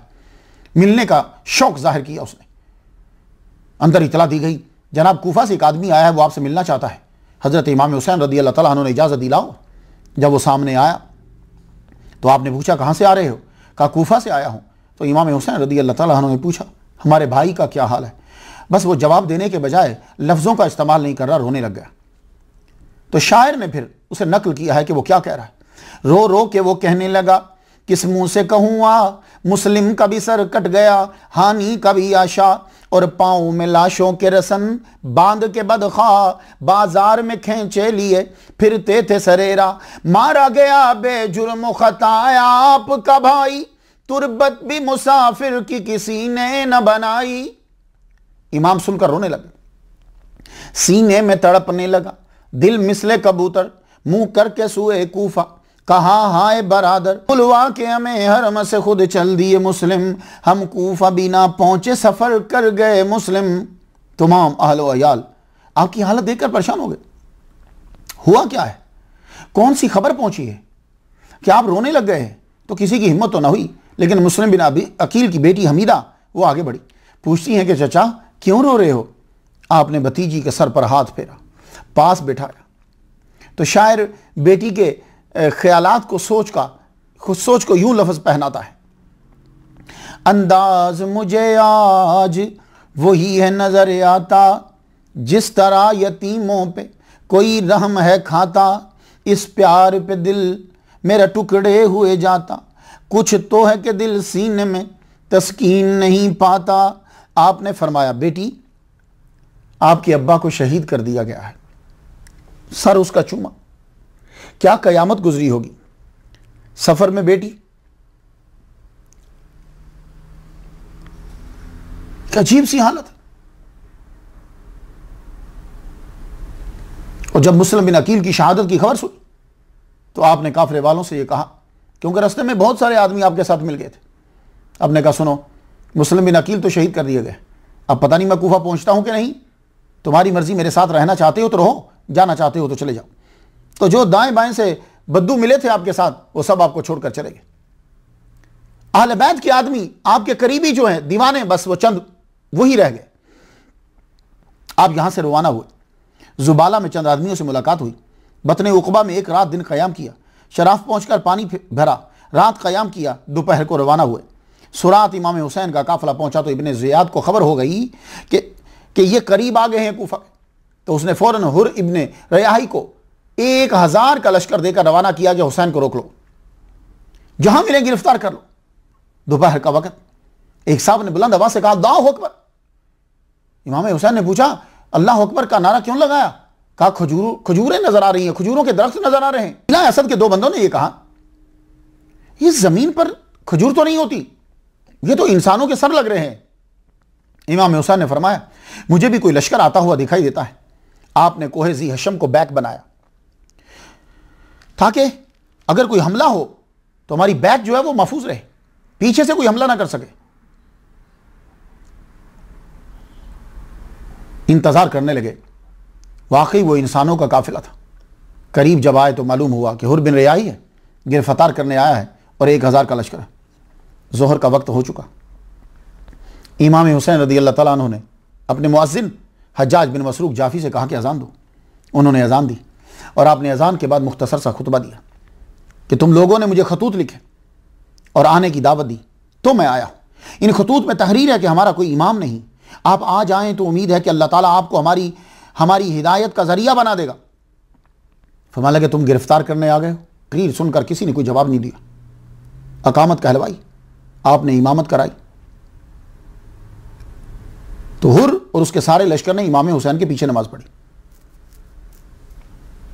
देख रहे हैं आप, आए थे गिरफ्तार करने के लिए, पीछे नमाज पढ़ रहे हैं। तो यह जरूरी नहीं कि जो नमाज पढ़ रहा हो वो आपका मुतकिदी है बहुत ज्यादा। 1000 आदमी जो है वो आपके पीछे नमाज अदा कर रहा है। नमाज पढ़ी, फिर दोनों अपने खैमों में चले गए। इमाम हुसैन रज़ी अल्लाह तआला अन्हु असर की नमाज के लिए फिर निकले। आपने असर की अजान दिलवाई, असर की नमाज पढ़ाई, सब ने नमाज आपके पीछे पढ़ी। असर के बाद फिर आपने खुतबा दिया, सेम जो खुतबा आप पहले दे चुके थे। अब की बार हुर बोले, कहने लगे हमें खतूत और वफूद की कोई खबर नहीं है। आपने वो खतूत उनके सामने रख दिया, फरमाया ये देखो। कहने लगे हमने नहीं लिखे, हमें यजीद अमीर का हुक्म है कि आपको उस वक्त तक न छोड़ें जब तक इब्ने ज़ियाद के पास कूफा ना पहुंचा ले आपको। तो इमाम हुसैन ने फरमाया इससे तो बेहतर मौत है। आपने अपने साथियों से कहा वापसी की तैयारी करो। हुर बोले आप कहीं जा नहीं सकते, आपको हमारे साथ कूफा जाना होगा। आपने फरमाया यह हरगिज़ नहीं होगा। अब हुर इमाम हुसैन को कूफा ले जाना चाहता है, इमाम हुसैन कूफा जाना नहीं चाहते। हुर जो है इसके दिल में मोहब्बत है अहले बैत की, लेकिन नौकरी की वजह से मजबूर है। कहने लगा हुजूर मुझे मुश्किल में मत डालिए, मैं आपके साथ लड़ नहीं सकता, मैं आपके मकाम और मर्तबे को समझता हूं, मगर मेरे लश्कर में जसूस हैं, एक एक पल की खबर इब्ने ज़ियाद को मिल रही है। हुजूर कुछ ऐसा रास्ता इख्तियार कीजिए कि मैं गुस्ताखी ना करूं, मैं भी बच जाऊं, मेरी नौकरी भी बच जाए। तो हजरत इमाम हुसैन रदी अल्लाह ताला अन्हु से उसने कहा आप मेरे साथ साथ चलते रहे और ऐसा रास्ता इख्तियार करें जो ना कूफा जाता हो ना मदीना जाता हो। तो आप इस समत में चलें, इस तरफ चलें, मैं इस तरफ चलता हूं, और रात को आप कयाम करें जरा लश्कर से हटकर। मैं लश्कर वालों से कह दूंगा कि उनके साथ मस्तूरात हैं, इसलिए उन्होंने कयाम अलग से किया है। इमाम हुसैन रदी अल्लाह तआला अन्हु को यह बात पसंद आई। कूफा जब 35 माइल्स रह गया तो आपने तारीकी में शमाल मगरब की तरफ सफ़र शुरू किया। हुर भी साथ साथ मकाम नैनवा पे जाके पड़ाव डाला। 2 मुहर्रम है, एक सवार आया, उसने इब्ने ज़ियाद का खत हुर को दिया। इसमें तहरीर था हुसैन पे मैदान तंग कर दो, ऐसी जगह की तरफ ले जाओ जहां पानी ना हो, यह कासद तुम्हारे साथ रहेगा जब तक मेरे हुक्म की तमील ना हो। आप सीधा खत लेकर इमाम हुसैन के पास गए, कहा यह पढ़ लीजिए, अब मुझे फरमाइए मैं क्या करूं। इमाम हुसैन खामोश हो गए। हुसैन के काफिला में से ज़ुहैर बिन अलकैन बाजली कहने लगे हुजूर हर घड़ी मुश्किल से मुश्किल होती जा रही है, आप जंग शुरू कीजिए। आपने फरमाया मैं लड़ाई में पहल नहीं करूंगा। इसी जगह अभी गुफ्तगू जारी थी कि उमर बिन साद 4000 का लश्कर लेकर आ गया। इमाम हुसैन के मुकाबले में 5000 का लश्कर है, और इमाम हुसैन की अपनी तादाद शायद 200 भी पूरी ना हो। 5000 का लश्कर इमाम हुसैन के बराबर में। उमर बिन साद ने आपसे आने की वजह पूछी कि आप क्यों आए हो यहां। तो हजरत इमाम हुसैन ने उमर बिन साद को भी वो कूफा वालों के खतूत दिखाए और फरमाया अगर वो अपनी बात तोड़ते हैं तो मुझे वापस जाने दो। उमर ने जब खत लिखा इब्ने ज़ियाद को, तो इब्ने ज़ियाद की तरफ से आया कि इनके सामने बस एक ही शर्त है, बायत, तब जान बच सकती है, वरना जंग के लिए तैयार हो जाओ। 7 मुहर्रम को आपके सामने शामी हुकूमत ने बायत करने की शर्त रखी। आपने फरमाया मैं बायत नहीं करूंगा, यजीद की बात किसी तरह जायज़ नहीं है। तो बोला आपका पानी बंद। फरमाया ठीक है, पानी जो है वो ख़त्म हो गया। इतने लोग पानी जब पिएंगे जो जमा है वो तो ख़त्म होगा। आपने हज़रत अब्बास इब्न अली को 30 सवारों और 30 पयादों के साथ पानी देने के लिए भेजा। आप लश्कर को चीरते हुए 20 मशकीज़ें भर के ले आए। आपने उमर बिन साद को बुलाया, फिर कहने लगे जरा आओ मुझसे बात करो ताकि कौम को बता सके। उमर बिन साद आए, गुफ्तगू होने लगी। आपने फरमाया कि तुम 3 बातों में से एक इख्तियार कर लो, मैं जहां से आया हूं मुझे वापस जाने दो, या मुझे यजीद से खुद गुफ्तगू करने दो, या मुझे किसी मुसलमान की सरहद पर भेज दो जहां मैं आम लोगों की तरह रहूं। उमर ने ये तीनों शराइत लिखकर इब्ने ज़ियाद के यहां भेजी।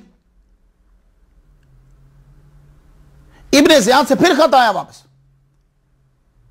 तेज रफ्तार, और रस्ते में कई जगह चौकी, वहां से नया घोड़ा लेकर फिर आ गए, फिर नया घोड़ा लेकर फिर आ गए।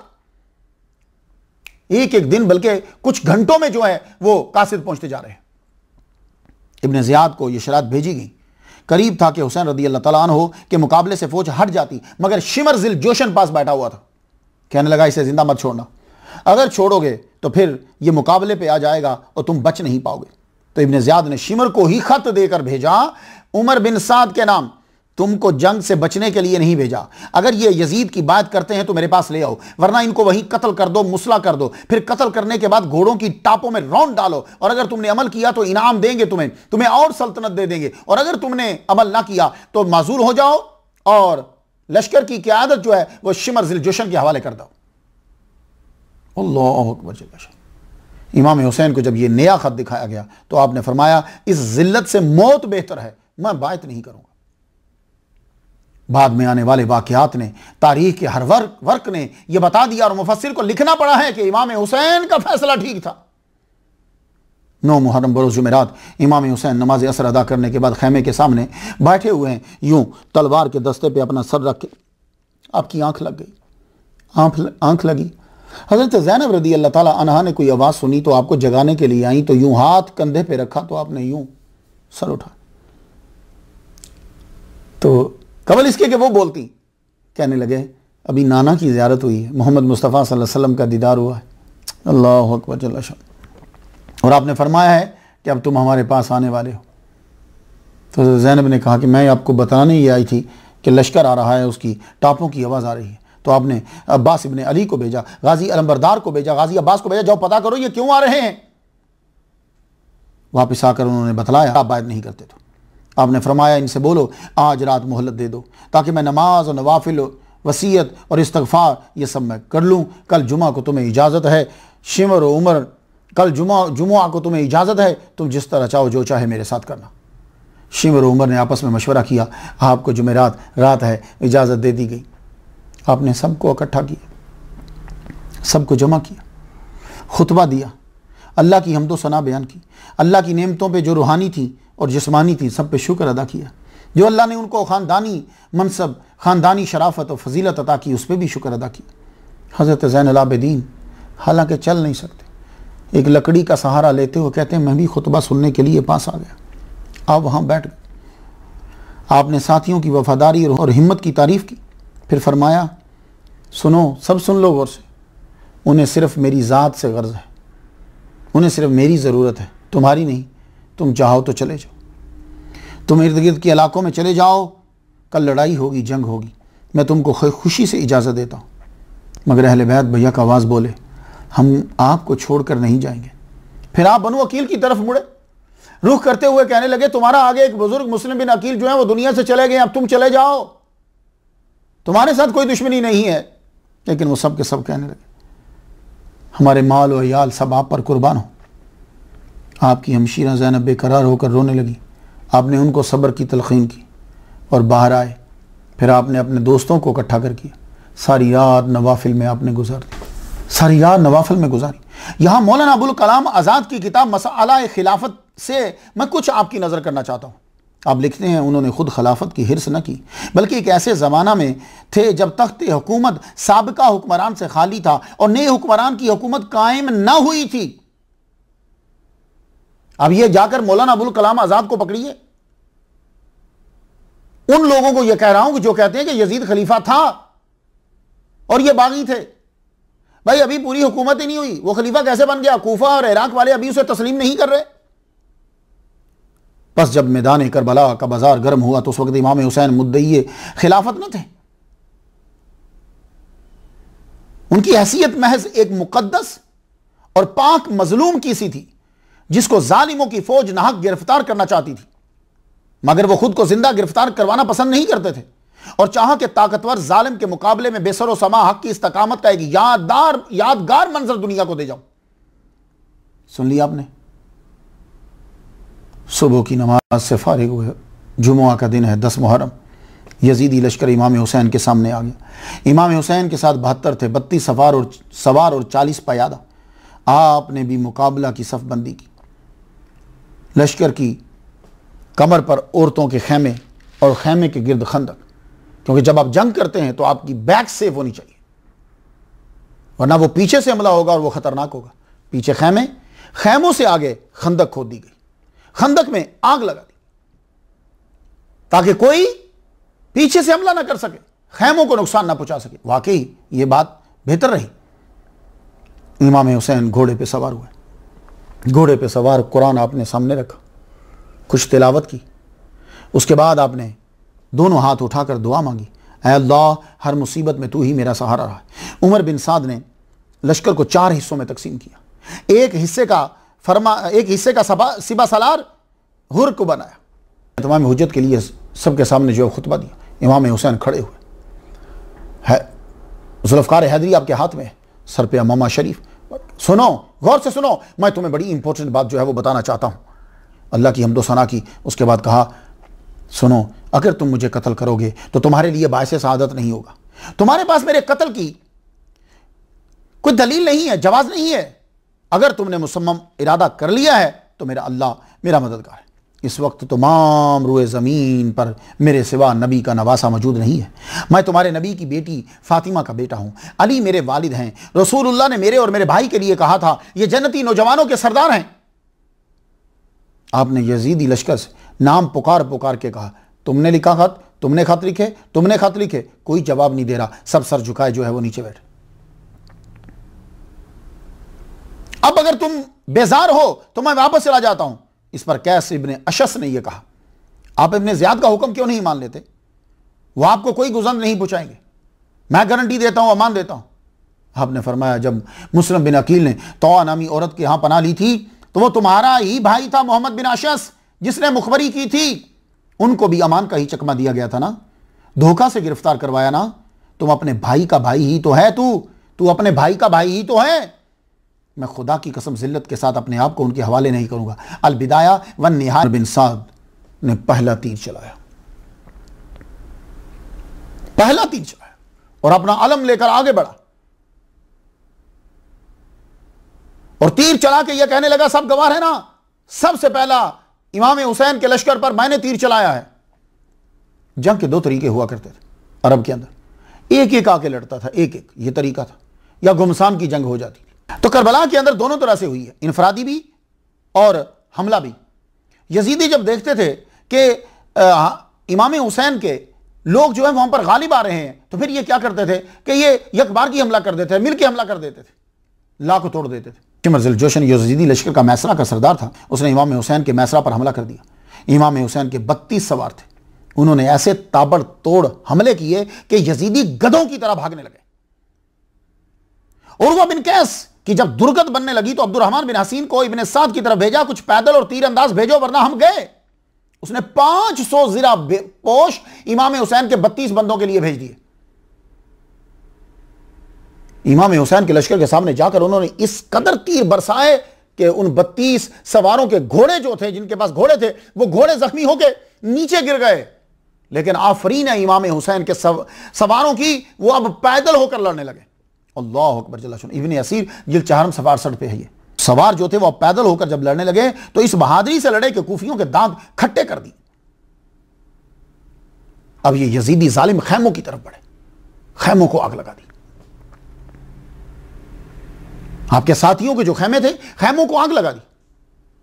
खैमों को जब आग लगी तो इमाम हुसैन फरमाने लगे, परेशान मत हो, हमारी बैक अभी भी महफूज है। क्यों? इसलिए कि खंदक है और आग की वजह से ये आगे नहीं बढ़ पाएंगे। शिमर लईन इमाम हुसैन के अजवाज के खैमे की तरफ बढ़ा। उसने एक तीर तो वहां चला दिया था, जब हमला करने लगा तो उसे रोका गया। कहा नहीं, औरतों को मारना मुनासिब नहीं है। शिमर के साथियों ने यह कहा।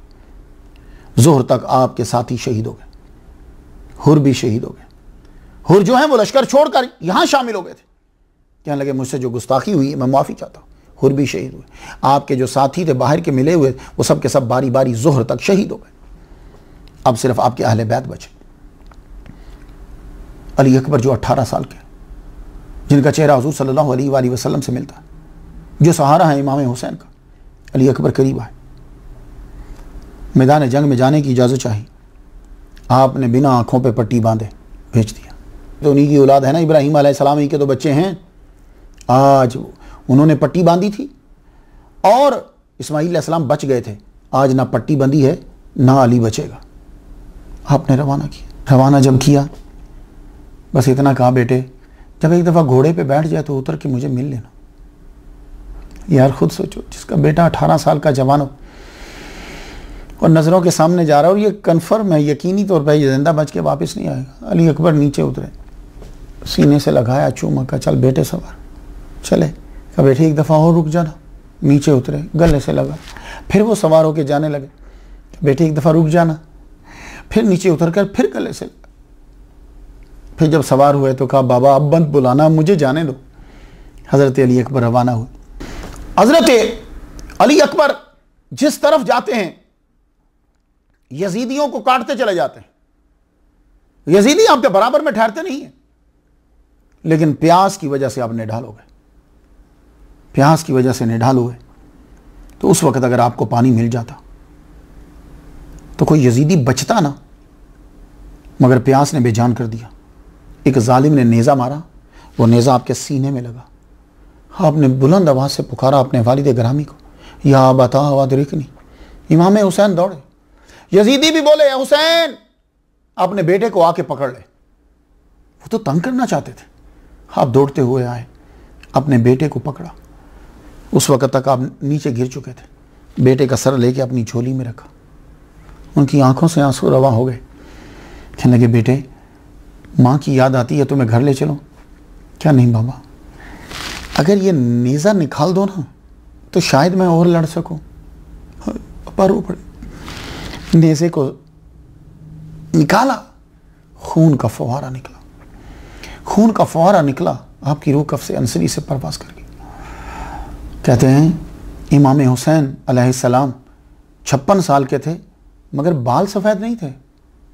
जब बेटे की रूह निकल गई, अली अकबर का लाशा जवान हाथ में पकड़ा तो जहां वो गिरे हुए थे वहां से लेके खेमे तक, लाते तक आपके सर के और दाढ़ी के बाल सफेद हो गए। वहां बाहर जाकर लाशे को लेटा दिया। उसके बाद हजरत कासिम बिन हसन, ये आपके दामाद बनने वाले थे।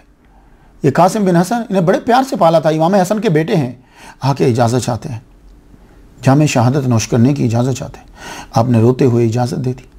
आपने इस बहादुरी से हमला किया कि यजीदियों के छक्के छुड़ा दी। आपका हमला शेर की तरह होता, तलवार का वार शेर के पंजे की तरह। उमर बिन साद अज़दी ने आपके सर पर तलवार का वार किया। वो जख्म बड़ा गहरा लगा, आप तड़प के नीचे गिरे। और यजीदी क्या करते थे, आपके खानदान का जब गिरता तो बड़ा शोर बर्पा कर देते। और इमाम हुसैन की नजर रहती थी, जो लड़ने के लिए जा रहे, आप पीछे देखते रहते थे। इनकी आंखों के आगे अंधेरा छा गया। एकदम से घोड़े से नीचे गिरे। इमाम हुसैन इधर से दौड़ते हुए आए, और आप जब करीब पहुंचे तो देखा कि दर्द से आप अपनी एड़ियों को जमीन पर रगड़ रहे थे। उनकी रूह कफ से अंसरी से परवास कर गई। आप बहुत रोए, सीने से लगाया। कासिम को आपने अपने बच्चों की तरह पाला था। उनका लाशा उठाकर लाए और अली अकबर के साथ आपने लेटा दिया। अलबिदाया व निहाया में है, जब कासिम को उठाकर ला रहे थे तो उस वक़्त आपके पाँव आपके बोझ को बर्दाश्त नहीं कर पा रहे थे। आप यूं रगड़ते हुए ज़मीन के साथ अपने पाँव खैमा की तरफ पड़े। उसके बाद हज़रत ज़ैनब अपने दोनों बेटों को लेकर आई। उन्होंने मोहम्मद को कहा, मैं भी नजराना देना चाहती हूँ। उन्होंने मोहम्मद भी गए, आप भी शहीद हो गए। अल्लाह अकबर जल्ल शानो। उसके बाद आप खुद जाना चाहते थे, मगर हज़रत अब्बास गाजी अलमबरदार जो है वो तशरीफ़ लाए। कहने लगे, मुझे इजाज़त दीजिए कि मैं अब चलूँ।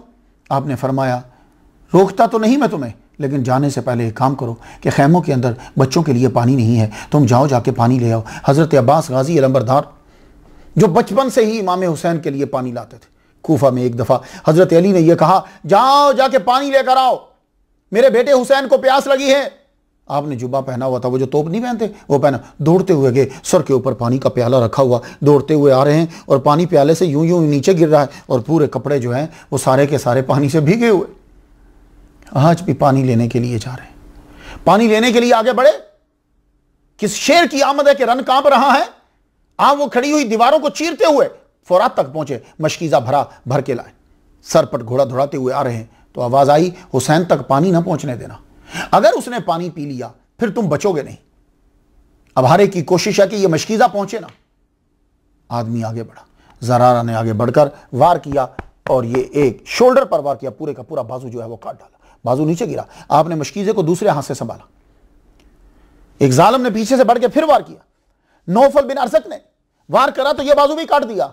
आपने अपने मुंह मुबारक से मशकीज़े को पकड़ लिया, उसके मुंह को पकड़ा और बड़े जोर से दांतों से पकड़ा, मगर तीरों की बुछार की और मशकीज़ा बिल्कुल जो है वो छल्ली कर दिया, पानी नीचे गिर गया। आपने अपना सर मुबारक जो है वो यूं घोड़े की तरफ यूं।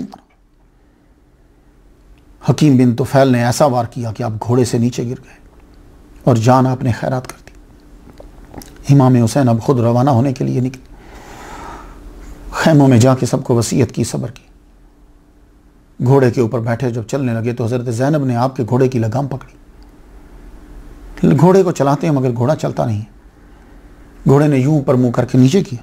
आपने नीचे देखा तो हज़रत सकीना, इनको सुकैना भी बोलते हैं इसका प्रोनाउंसिएशन, हज़रत सकीना आपकी बेटी जो है वो घोड़े के पाँव को पकड़ के रोके हुए, तुम जिसको भी लेके जाते हो वापस नहीं लाते, अब मेरे बाबा को कहाँ लेके जा रहे हो? आप नीचे उतर आए, बेटी को सीने से लगाया, हज़रत ज़ैनब से ये कहा, ये जब भी रात को सोती ये मेरे सीने से लग के सोती है, इसका ख्याल रखना, जब खैमे ये मेरे बाद जला देंगे, ये तुम पे हमला करेंगे, मगर तुम ही ने संभालना है, अब सब का सब है, मेरी बहन तेरे सर के ऊपर है, अब मैं चलता हूँ। इमाम हुसैन जलने लगे तो आवाज़ आई, ज़रा रुकिए, ये आपका बेटा अली असगर जो है ये प्यास से बिलक रहा है। एक तरीके तबरी ने जो लिखा वो ये लिखा है कि अली असगर की विलादत ही करबला के अंदर हुई है, लेकिन दूसरी रिवायत जो मशहूर है वो ये है कि आप 6 माह के थे। कहने लगी ये बच्चा प्यास से बिलक रहा है, रो रहा है, आप इसके लिए तो थोड़ा सा पानी ले आइए। इमाम हुसैन ने फरमाया मैं अब जाऊंगा तो वो ये समझेंगे कि शायद ये माफ़ी चाहता है। कहा नहीं, बच्चा भी एक दफ़ा ले जाइए, ये ना कहें कि अगर बच्चा होता तो हम पानी दे देते।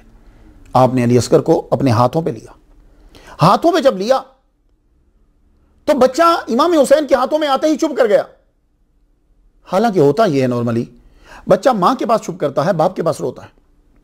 अली असगर मां के पास रो रहा है, बाप के पास आए तो चुप कर गए। आपने यूं हाथों पे रखा और जब आगे बढ़ने लगे, सुनो इस बच्चे को तो चंद घूंट पानी दे दो। आवाज आई, एक शर्त, बायत, पानी भी मिलेगा, सब कुछ मिलेगा। फरमाने लगे नहीं, बायत नहीं करता। आप बच्चे को लिए खड़े हैं, करीब था कि बच्चे की वजह से लोगों के दिल नरम पड़ जाते, क्योंकि अक्सर लोग तो बीच में वही थे ना कि जो हजरत अली को जानते थे, इमाम हसन को जानते थे, इमाम हुसैन को जानते थे। कूफा में तो आपका दारुल हुकूमत था, दारुल खिलाफा था, करीब था कि हलचल मचती। शिमर ने यह कहा कि तीर चलाओ, यह बच्चा जिंदा नहीं रहना चाहिए। निशाना लिया तो कहते हैं कि यह वो तीर था कि जो घूम के चलता है और सुराख कर देता है बॉडी के अंदर। तीर यहां से लगा, यहां से पार हो गया, खून से आपके हाथ भर गए। इमाम हुसैन अलैहिस्सलाम अपने बच्चे को यूं लेकर अली अकबर के पास जाके रख दिया और अपनी तलवार से आप रेत को यूं हटाकर उसके अंदर रख रहे। तखय्युल में आया होगा, बाबा अली से कहते होंगे, बाबा इसी तलवार से खैबर में आप लड़े थे ना? तलवारों के साथ दरवाजे उखाड़ देना तो शायद आसान हो, पर अपने 6 माह बच्चे की कब्र को बनाना बड़ा मुश्किल है बाबा। आपकी आंखों में आंसू। अपने तलवार ली और जोजा से कहने लगे अब ये कभी पानी नहीं मांगेगा, अब इसे जन्नत से ही पानी मिलेगा। घोड़े पे बैठे, सड़पट घोड़ा दौड़ाते हुए जब चले, अब हालत देखने वाली थी। लगता था मीरे हमजा है, लगता था अली है। तलवार चलती बराबर में, हर बंदा इधर से इधर, इधर से इधर। लोगों ने यह कहा ये अकेला तुम अकेले से नहीं रुकेगा, तीरों की बुछाड़ कर दो। एक इमाम हुसैन के ऊपर तीरों की बारिश कर दी। एक तीर आपके मुंह पे लगा गए, आपने खींच के बाहर निकाला। बाहर जब निकाला तो मुंह, हाथ सारे खून से जो है वो भर गए। आपके साथ अबू शम्मामा साइदी थे, कहने लगे नमाज का वक्त हो गया है, नमाज पढ़ लें। इमाम हुसैन ने कहा जंग रोक दो, मुझे नमाज पढ़, जंग रोक दो। वो कहां रोकते, वो तो तलाश कर रहे थे कि शेर किसी तरह जख्मी होकर गिरे ताकि हम अपना जल्दी से जंग को खत्म करें, मकसद पा लें। इमाम हुसैन निढाल होकर नीचे गिरे, नमाज के लिए खड़े हुए। किसी ने तीर चलाया, लेकिन अबू शम्मामा जो थे वो आपके आगे आ गए। तो जो तीर आता अब यूं भाग कर आगे आ जाते और आपने नमाज की नीयत पर। इमाम हुसैन जब नमाज पढ़ने के लिए खड़े हुए, अबू शम्मामा साइदी के ऊपर हमला हो रहा है, आपको शहीद कर दिया गया। सलातुल खौफ आप जानते ही ना कैसे पढ़ी जाती है। एक रकत पढ़ रहे होते हैं कुछ फौजी और एक खड़े होकर। तो हाँ, अब सारे तो दुनिया से चले गए, तो अबू शम्मामा साइदी खड़े होकर दिफा कर रहे हैं और इमाम हुसैन नमाज पढ़ रहे हैं, ये शहीद हो गए। अब क्या हुआ, सारों ने हमला कर दिया। इन्हें मालूम है कि जब नमाज में अहले बैत चले जाते हैं फिर दुनिया की खबर उन्हें नहीं रहती। इब्न शरीक तमीमी ने बाएं कंधे पर वार किया।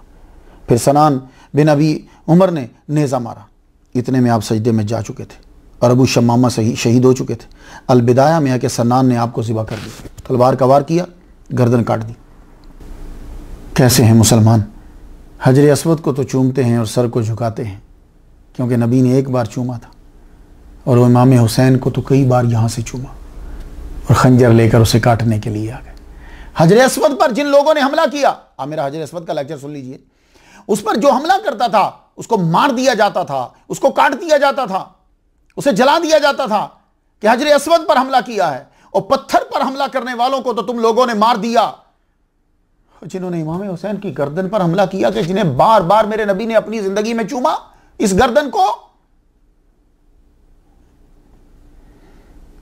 यजीदी बदबख्त लश्कर ने आपके जिस्म मुबारक के कपड़े भी उतार लिए। जुब्बा कैस बिन मोहम्मद अशस ने उतारा, असवद बिन खालिद ने नालैन उतार ली, उमर बिन यजीद ने अमामा उतार लिया, सनान बिन अनस ने ज़िरा और अंगूठी उतार ली। ताबारी ने लिखा कि बाद में यजीदी लश्कर ने इमाम हुसैन के जिस्म अतहर के ऊपर घोड़े दौड़ाए। घोड़े अहले बैत के खैमों में दाखिल होकर अहले बैत का सारा सामान लूट लिया। इमाम हुसैन ने जस्द अनवर पर नेज़े के 33 ज़ख्म थे, नेज़ों के 33 ज़ख्म थे, तलवार के 34 ज़ख्म थे। अलबिदाया व निहाया में है कि उमर बिन साद ने फिर हुक्म दिया कोई औरतों के करीब न जाए और इस बच्चे ज़ैनुल आबिदीन को हाथ ना लगाए। इमाम हुसैन की शहादत हुई। मुस्नद इमाम अहमद जिल्द पहली सफ़ा 242 पे है और अलबानी ने इस हदीस को हसन कहा है। इब्न अब्बास कहते हैं रही तो नबी फीमा यरन नाइम वज़ात यौमिन बिनिस्फ़ि नहार अशअस अखबरा बियदिही कारूरतुन फ़ीहा दमुन फ़क़ुल्तु बिअबी अंत व उम्मी मा हाज़ा क़ाल हाज़ा दमुल हुसैन व सहाबिही। जिस दिन इमाम हुसैन की शहादत हुई, इब्न अब्बास कहते हैं कि मैंने हुज़ूर सल्लल्लाहु अलैहि वसल्लम को देखा कि आप उस दिन बिनिस्फ़ि नहार में अशअस अखबरा, परागंदा आपके परेशान बाल हैं और हाथ में खून है, एक शीशी है उसके अंदर खून है। मैंने कहा मेरे माँ बाप आप पे कुर्बान हो जाएं, ये क्या है? कहा ये हुसैन और उसके साथियों का खून है। अब फरमाते हैं कि मैंने वो दिन याद रखा, फ़वजदनाहु क़ुतिला ज़ालिकल यौम, फिर मुझे मालूम हो गया कि उसी दिन ही आपको शहीद किया गया था। अहले हदीस के शेखुल हदीस मौलाना मोहम्मद इस्माइल सलफ़ी लिखते हैं इमाम हुसैन पे रंजो तकलीफ का होना, उसका हाल दरियाफ्त करके आलामे अरवाह में हुजूर को रंज हुआ। अहले हदीस के इमाम मोहम्मद बिन हुसैन आजरी अपनी किताबुश शरिया पे लिखते हैं अल्फा अल्फा लानतिन अला कातिल हुसैन। तारीख दिमश्क 14वीं जिल्द है और 229 सफ़ा है। तहज़ीब व तहज़ीब जिल्द पहली है, सफ़ा 430 है। एक औरत उम्मे सलमा के पास रोते हुए आई, इमाम हुसैन को शहीद कर दिया गया। उसने बताया आपने बद्दुआ की कि अल्लाह उनके घर आग से भर दे जिन्होंने इमाम हुसैन को शहीद किया। मोजमुल कबीर रवायत 2862 सुमिअतिल जिन्नो तनूहु अलल हुसैन फरमाती हैं कि मैंने जिन्नों को सुना कि वो इमाम हुसैन पे रो रहे थे। नबरात शरह अक़ाइद सफ़ा 133 वत्तफ़क़ू अला जवाज़िल लान अला मन क़तलहु औ अमर बिही औ अजाज़हु और रादिया बिही। इत्तफ़ाक़ है इस बात पर कि जिसने कत्ल किया उस पर भी लानत, जिसने हुक्म दिया उस पर भी लानत, जो और जिसने इजाज़त दी उस पर भी लानत, और जो राज़ी हुआ उस पर भी लानत। रात बड़े करब की गुजरी। इमाम हुसैन की बहन ज़ैनब ने लाशों को इकट्ठा किया, बीबियों को एक जगह इकट्ठा किया, क्योंकि उन जालिमों ने तो खेमे भी उखेड़ दिए थे। जगह इकट्ठा किया, सबको जब इकट्ठा कर लिया तो टूटी हुई आधी तलवार लेकर बैठी हुई, आंखों से आंसू जारी है। उन जालिमों ने सारा सामान भी लूट लिया। हज़रत ज़ैनुल आबिदीन एक दिन बयान करते हुए कहने लगे अशूरा की रात जो है वो मेरी, जिस दिन शहीद हुए इमाम हुसैन, उस दिन जो दूसरी रात थी उसमें उनकी दुपट्टा लाल रंग का था। किसी ने कहा इमाम सारे शहीद हो गए थे तो लाल रंग का दुपट्टा तो खुशियों में पहना जाता है शादी में। कहने लगे था तो उसमें फैदी, लाशों को उठा उठा के लाल रंग का हो। सारी लाशों को इकट्ठा किया, सर अनवर वहीं पड़ा हुआ था, वो सर अनवर भी जो है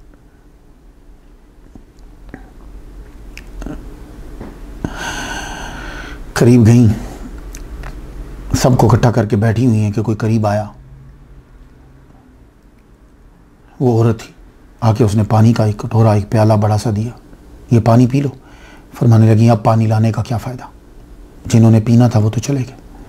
कहने लगी चलिए बच्चों को दे दीजिए। आपने कहा जो सबसे छोटा है वो पानी पी ले। हज़रत बीबी सकीना आगे बढ़ी, पानी का प्याला पकड़ के बाहर जाने लगी। कहा, फूफी की जान, पानी कहाँ ले जा रही हो? कहा, आप ने खुद ही तो कहा जो सबसे छोटा है उसे पहले दो। अली असगर सबसे छोटा, हम उसे पानी देने जा रही। पानी पिया, क्या पीना था। फिर आप लाशों के करीब गई, सबको इकट्ठा कर रही है ताकि कोई रौंद ना डाले। फिर से खेमे में आके फिर बैठी थोड़ी देर के लिए। आपकी नजर बच्चों पे रहती थी, बच्चे इधर उधर ना हो जाए, कोई जालिम पकड़ के ना ले जाए, कोई मारना ना डाले, हर चीज मुतवक्की थी। हजरत सकीना नजर नहीं आ रही। हमने देखा कहाँ है, यहां नहीं है। एकदम ख्याल आया, वो तो अपने बाबा के सीना से लगती थी ना। बाहर गई तो देखा वाकई ही जसदे अनवर के सीने के करीब लेटी हुई है और रो रही है। बाबा का सर जो है ना, उठा के तो पास रख लिया झोली में। तो ख्याल कहने लगी, बाबा आपको याद है आप जब घर आते थे ना तो आप मेरा सर अपनी झोली में रख लेते थे ना, गोदी में। आज देखो, आज आपका सर मेरी गोदी में। ज़ैनब रो पड़ी, कहने लगी, बेटी चलो अंदर खेमे में बैठो, रही रात बहुत हो गई है। कहने लगी, नहीं फूफी, अम्मा 3 काम करूंगी फिर चलो। तो फूफी की जान, वो 3 काम क्या करेगी? वो 3 काम ये करूंगी, फुरात के किनारे पे जाती हूँ, अभी अब तो सो गई हुई है, वहाँ पानी लेकर आती हूँ और चुल्लों से पानी अपने अब्बा के होंठों पे डालती। इन्होंने कई दिन से पानी नहीं पिया। मेरे अब्बा का सिर्फ नीचे वाले कपड़े रह गए, बाकी ऊपर वाले जुब्बा कमीज सब उतार लिया उन्होंने। कहीं से फटा हुआ है, यहाँ से खून बह रहा है। मैं पत्ते लाऊंगी और ला के ऊपर जैसे मैं पे रखती। और तीसरा काम ये करूंगी कि दरवाज़ों पे जाती हूँ लोगों के, इनको कहती हूँ आओ, मेरे अब्बा का जनाजा पढ़ने वाला कोई नहीं। हज़रत ज़ैनब ने बेटी को सीने से लगाया और अंदर लगी। ये रात किस तरीके से गुजरी ये तो वही बता सकते। फजर का वक्त हुआ, बेबी ज़ैनब थक चुकी थी, आपकी ऐसे ऊँग सी लगी। तो ख्वाब में क्या देखती हैं, कोई घुड़सवार बड़ी तेज़ी से आ रहा है। तो आप उसे कहती हैं, मत आगे मत आओ, आगे मत आओ। मेरे भाइयों के, मेरे बच्चों भतीजों के आगे जिस्म पड़े हुए हैं, घोड़े की टापें आ जाएंगी ऊपर, भौं आएंगे, उनको तकलीफ होगी। वो घुड़सवार नकाब में है, घोड़े से नीचे उतरा, करीब आया और आके पूछता, ये लाशें किसकी हैं, ये लाशें किसकी? अब बताती, ये अली असगर है, ये अली अकबर है, ये हो ना ये मोह। रोने की आवाज़ आती है तो आप कहती हैं, आवाज़ कुछ जानी पहचानी लगती है, आप कौन हो? उन्होंने अपना चेहरा निकाब हटाया तो कहने लगे, मैं तेरा बाप अली हूँ। तो ख्वाब में ही हज़रत ज़ैनब अपने अब्बा से लिपट गई, कहने लगी, अब्बा अब आए हो, सब ज़िबा हो गए, देख रहे हो क्या हुआ? फरमाने लगे, बेटी कमरा इम्तिहान में तो बाप नहीं आते ना, ना उस्ताद आता है। तेरा काम कल से शुरू होगा बेटी, सब्र करना, अल्लाह तुझे अजर देगा। एकदम आपकी आंख खुल गई। फजर की नमाज हम लोगों ने पढ़ी जैसे पढ़ी। सुबह के वक़्त ज़ैनुल आबिदीन को पाबा जंजीर कर दिया गया, आपके गले में पत्थर डाल दिए। उस वक़्त पत्थर डाला जाता था ताकि सर जो है वो झुका रहे। उस पत्थर का एक हिस्सा लाल शहबाज कलंदर के दरबार पर है, एक उनका अपना पत्थर है, एक काबे का पत्थर है, एक ज़ैनुल आबिदीन के गले में उसका एक हिस्सा है। तो वो तीनों, वो जो दिल हॉट शेप का बना हुआ है ना, वो उसमें पानी डालते हैं तो लोग पीते हैं। मैंने भी पिया वहाँ पानी, आपको कभी मौका मिले तो ज़रूर पीजिएगा। सुबह के वक्त क्या हुआ कि सारे सर जो हैं वो इकट्ठे किए गए, इकट्ठे करके उनको नेज़ों पे चढ़ाया गया। इमाम हुसैन का सर जो है वो आगे रखा गया और ये सर पहले कूफा की तरफ रवाना कर दिए गए। बाकी बीबियों का और दूसरा जो काफिला था ये वहाँ कुछ देर के लिए रुका। एक दिन रुके, लोगों ने आकर जनाजा पढ़ाया, दफनाया। इसीलिए हज़रत बीबी ज़ैनब को हज़रत इमाम हुसैन की कब्र का पता था, रिश्तेदारों की कब्रों का पता था, क्योंकि इनके सामने दफना। 2 दिन के बाद ये काफिला कूफा की जानिब जो है वो रवाना हुआ, कूफा की जानिब रवाना हुआ। लेकिन इमाम हुसैन का सर पहले से इब्न ज़ियाद के दरबार में पहुँचा दिया गया। जब इब्न ज़ियाद के दरबार में पहुँचा तो तश्त में रख के यूँ सर पेश किया गया। ये बनु उमैया के अंदर पुरानी आदत है सरों को काट कर आगे भेजना। आप मेरी जो ज़ैनुल आबिदीन की जो हिस्ट्री मैंने बयान की उसमें पूरी तारीख मैंने मौलाना मदूदी के हवाले से इसे बयान किया। जब सामने पेश हुआ तिरमिज़ी शरीफ में है कि अनस बिन मालिक कहते हैं कि मैं इब्न ज़ियाद के पास था, फजिया बेरासिल हुसैन फजारा यकूलु बेकदीबिन लहू फी अनफिही व यकूलु मा रअयतु मिस्ला हाज़ा हुस्नन क़ाल कुन्तु अम्मा इन्नहु मिन अशबहिहिम बिरसूलिन हाज़ा हदीसुन हसनुन सहीहुन। सर उसके दरबार में लाया गया तो वो सोटी के साथ क्या कर रहा है, ऊँटों को छड़ी से कुरेद रहा है। आपसे रहा न गया, आपने कहा, अनस बिन मालिक कहने लगे, छड़ी हटाओ, मबूद वाहिद हकीकी की कसम, मैंने हुज़ूर सल्लल्लाहु अलैहि वसल्लम को यहाँ बोसे देते हुए देखा है। ये कहकर आप ज़ारो कितार रोने लगे। इब्न ज़ियाद बोला, तुम बूढ़े ना होते मैं तुझे कत्ल कर देता। कूफा दरबार में अहले बैत के साथ कैदियों और दुश्मनों का सा सलूक किया गया। मस्जिद कूफा में जमा होने का ऐलान कर दिया इब्न ज़ियाद ने। जब सर अनवर आ गया, अहले बैत आ गए, यहाँ रख दिया। अल बिदाया व नहाया में है कि इब्न ज़ियाद मुतकब्बिर फाते की हैसियत से मिंबर पर चढ़ा और लोगों को बताया हुसैन फिरका वरायत फैला रहा था, हुकूमत छीनना चाहता था। अब्दुल्ला बिन अफीफ अज़दी हज़रत अली के साथी थे, ये नबीना खड़े हुए, बोले नबियों की औलाद को कत्ल करते हो और बात सद्दीकों जैसी करते हो। उसने फौरन कहा, इसको कत्ल कर दो, कत्ल का सर कत्ल कर दो। हुक्म दिया कि इमाम हुसैन का सर कूफा के बाज़ारों में फहराया जाए। आपका सर कूफा के बाज़ारों में फहराया जाता जैसे कोई बड़ी नई चीज़, ताकि लोगों के दिल में हैबत बैठ जाए। आप ज़रा देखो कैसा शहीद है, कैसा जिंदा है कि सर अनवर कितने माह नेज़े पे रहा है, सर जस्द अनवर से जुदा रहा है, लेकिन अल्लाहु अकबर जल्ला शानो तरोताज़ा। ये काफिला 1 माह 5 दिन तक कूफा रखा गया। ज़ैनुल आबिदीन को मस्जिद के हुजरे में रख दिया। जानते हो क्यों? क्योंकि मस्जिद में तो लोग नमाज पढ़ने के लिए आते हैं, जब हुजरे में होंगे गुजरते हुए सब देखें, सब बातें करें, ज्यादा तकलीफ हो। बहुत तजलील की गई, क्योंकि यही शहर था जहां हज़रत अली का दारुल खिलाफा था। ये लोग शहजादों की तरह रहते थे। हज़रत ज़ैनब पढ़ाया करती थी, लेक्चर देती थी, तदरीस कर। कूफा से शाम की तरफ फिर इस काफ़िले के जाने की तैयारी की गई।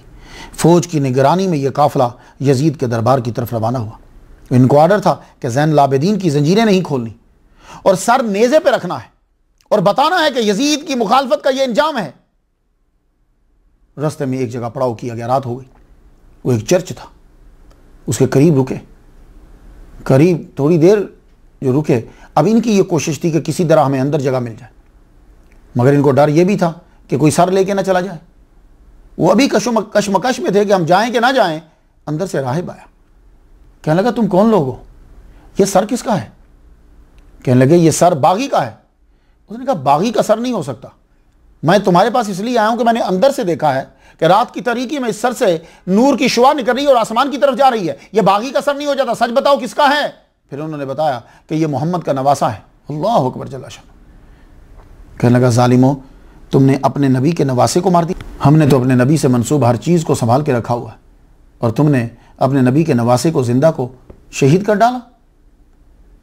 वो कहने लगे छोड़िए, ये हुकूमत का मसला था, आप हमें रात क़याम करने देते हैं? कहाँ क़याम करने देता, आ जाओ, लेकिन शर्त यह है कि ये बीवियाँ एक कमरे में अलग रहेंगी, तुम्हारे साथ नहीं। मैं इनकी खिदमत करूंगा और ये सर अनवर एक कमरे में रहेगा। कहने लगे हम तुमसे इतने पैसे लेंगे। कहा ये लो पैसे मैं तुम्हें देता हूँ, आओ। अंदर लेकर के पूरे कमरे के अंदर इमाम हुसैन का सर अनवर रखा, दूसरे में बीवियों को बिठाया। जितनी खिदमत हो सकती थी उसने उनकी की और सर अनवर के बाहर खुद बैठ गया। देखता कि जो रात भीगती जा रही है, कमरे में नूर बढ़ता जा रहा। एक अजीब सी कैफियत आ रही, आंखें उसकी बंद हैं और वो यूं बैठा हुआ है। आवाज़ आती है, अब फलां की सवारी आ रही, अब फलां की सवारी आ रही, अब फलां आ रहे हैं। यूं वो महसूस कर रहा है। एकदम से आवाज़ आई, अपनी आंखों को बंद कर लो, बीबी फातिमा तो ज़हरा रज़ियल्लाहु तआला अन्हा की सवारी है। सुबह हुई तो राहिब जो है वो मुसलमान हो चुका था और आपका खादिम बनकर साथ साथ चल रहा था। हम लोग ज़िंदा रह कर इतने लोगों को मुसलमान नहीं बनाते। इमाम हुसैन का सर कटा हुआ, लोगों को मुसलमान बनाते जा रहे हैं। ये काफिला 596 माइल्स का सफ़र तय करके चला। क्यों? इसलिए कि उसको मशहूर रास्तों से लेकर नहीं गए, ऊपर से गैर मरूफ रास्तों से लेकर जाते ताकि कोई हमला ना कर दे, सर को छीन न ले। आखिरकार यजीद के दरबार में पहुंचे। तश्त में इमाम हुसैन का सर अनवर रखकर पेश किया गया। यजीद बड़ा खुश हो। अल बिदाया व निहाया में है, ये वारदात यूं नकल की गई है। मुशाजरात हम बयान नहीं करते, पर वारदात तो बयान करनी है। यजीद तकब्बुर से आपके होंठों पे छड़ी मारने लगा। हज़रत अबू बरज़ा असलमी बोले, ये गुस्ताखी कर रहा है तू? मैंने बारहा हुज़ूर सल्लल्लाहु अलैहि वसल्लम को इन होंठों पे बोसे देते देखा। कल क़यामत को तेरा शफ़ी इब्ने ज़ियाद होगा, और ये हुसैन जब आएंगे तो इनके शफ़ी हज़रत मोहम्मद मुस्तफ़ा सल्लल्लाहु अलैहि वसल्लम होंगे। ये कहते हुए चले गए। या अल बिदाया व निहाया जिल्द 8वीं सफ़ा 196 पे है, और अल बिदाया व निहाया के सफ़ा 192 जिल्द 8 पे है कि छड़ी लगाते हुए कहने लगा कि काश जो बदर में हमारे आबा अजदाद कत्ल हुए हैं, आज वो जिंदा होते तो देखते कि मैंने हुसैन को उनके बदले में कत्ल कर दिया। ये देखो। इसके बाद अब क्या फरमाते हैं मुफ्तियान दीन व शरा मतीन, मसला इस बीच के कि वो कह रहा है कि कत्ल जो बदर में हुए मेरे आबा अजदाद, वो अगर आज होते तो देखते कि उसके बदले में हुसैन को कत्ल कर दिया। हाफिज इब्ने कसीर लिखते हैं, बड़ी खुशी हुई इमाम हुसैन के कत्ल पे। ये बात सच्ची भी है, क्योंकि अरब के लिए जो ताकतवर हरीफ था वो अहले बैत ही थे। यही वजह है कि बनु उमैया और बनु अब्बास आखिर तक अहले बैत से खाइफ ही रहे, जिसके नतीजे में गुस्ताखियां और बेअदबियां सरजद होती रही, कभी कैद की सूरत में, कभी कत्ल की सूरत में।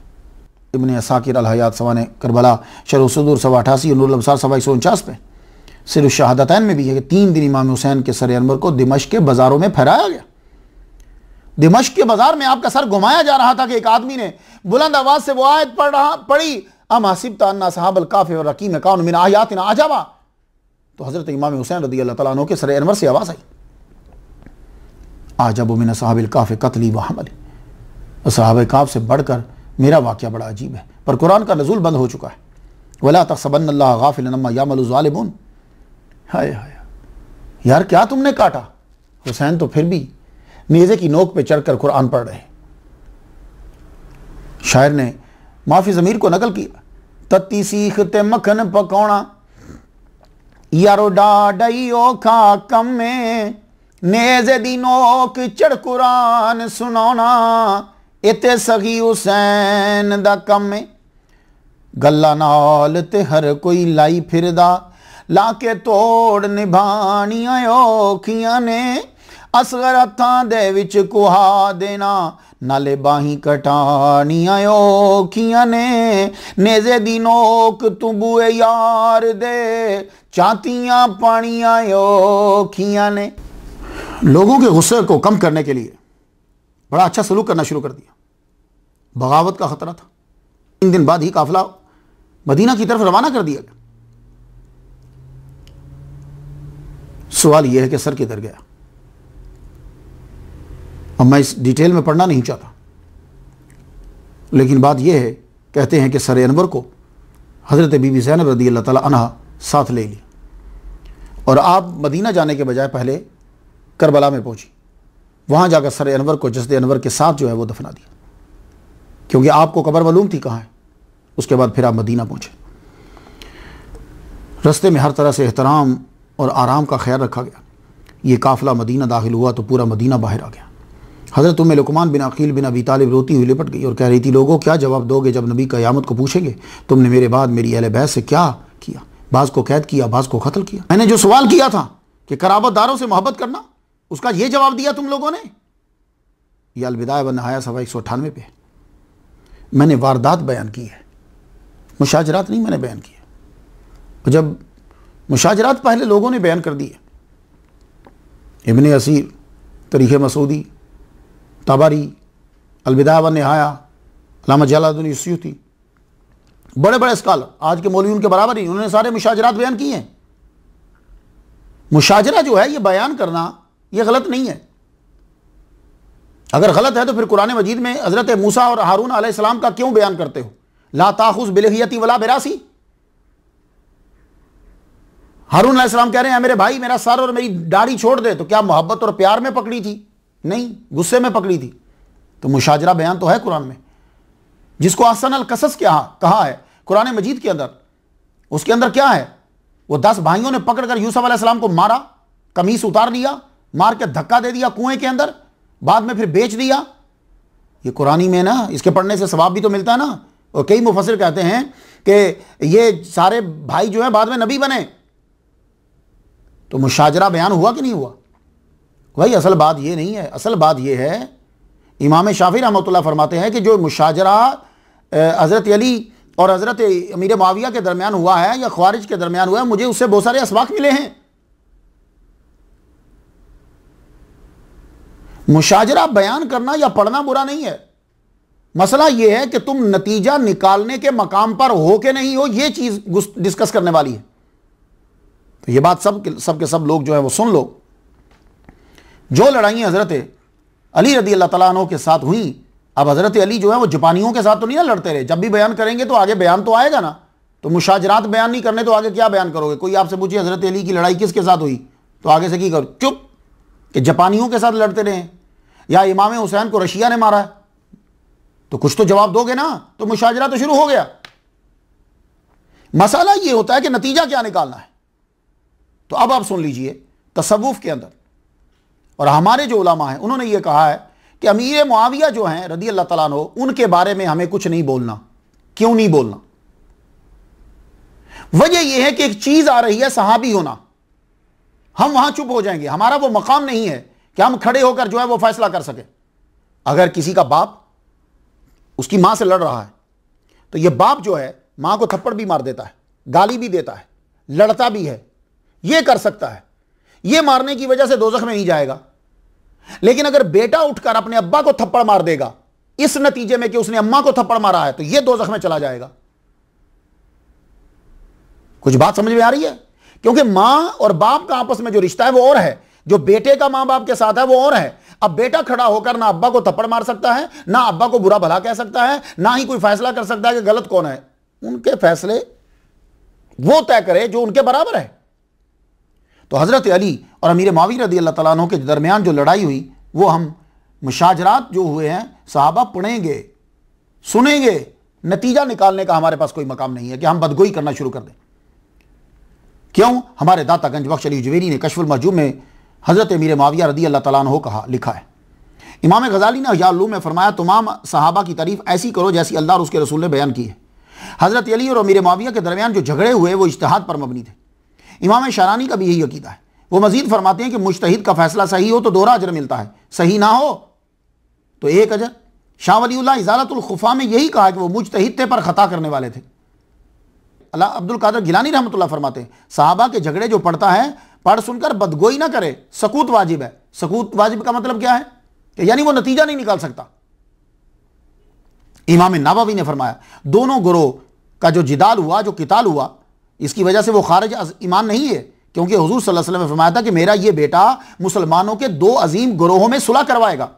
शाह अब्दुल हक मुहद्दिस देलवी रहमतुल्लाह ने फरमाया कि सहाबा का जिक्र खैर से किया जाए, इन पर लान तान तशनी ना की जाए।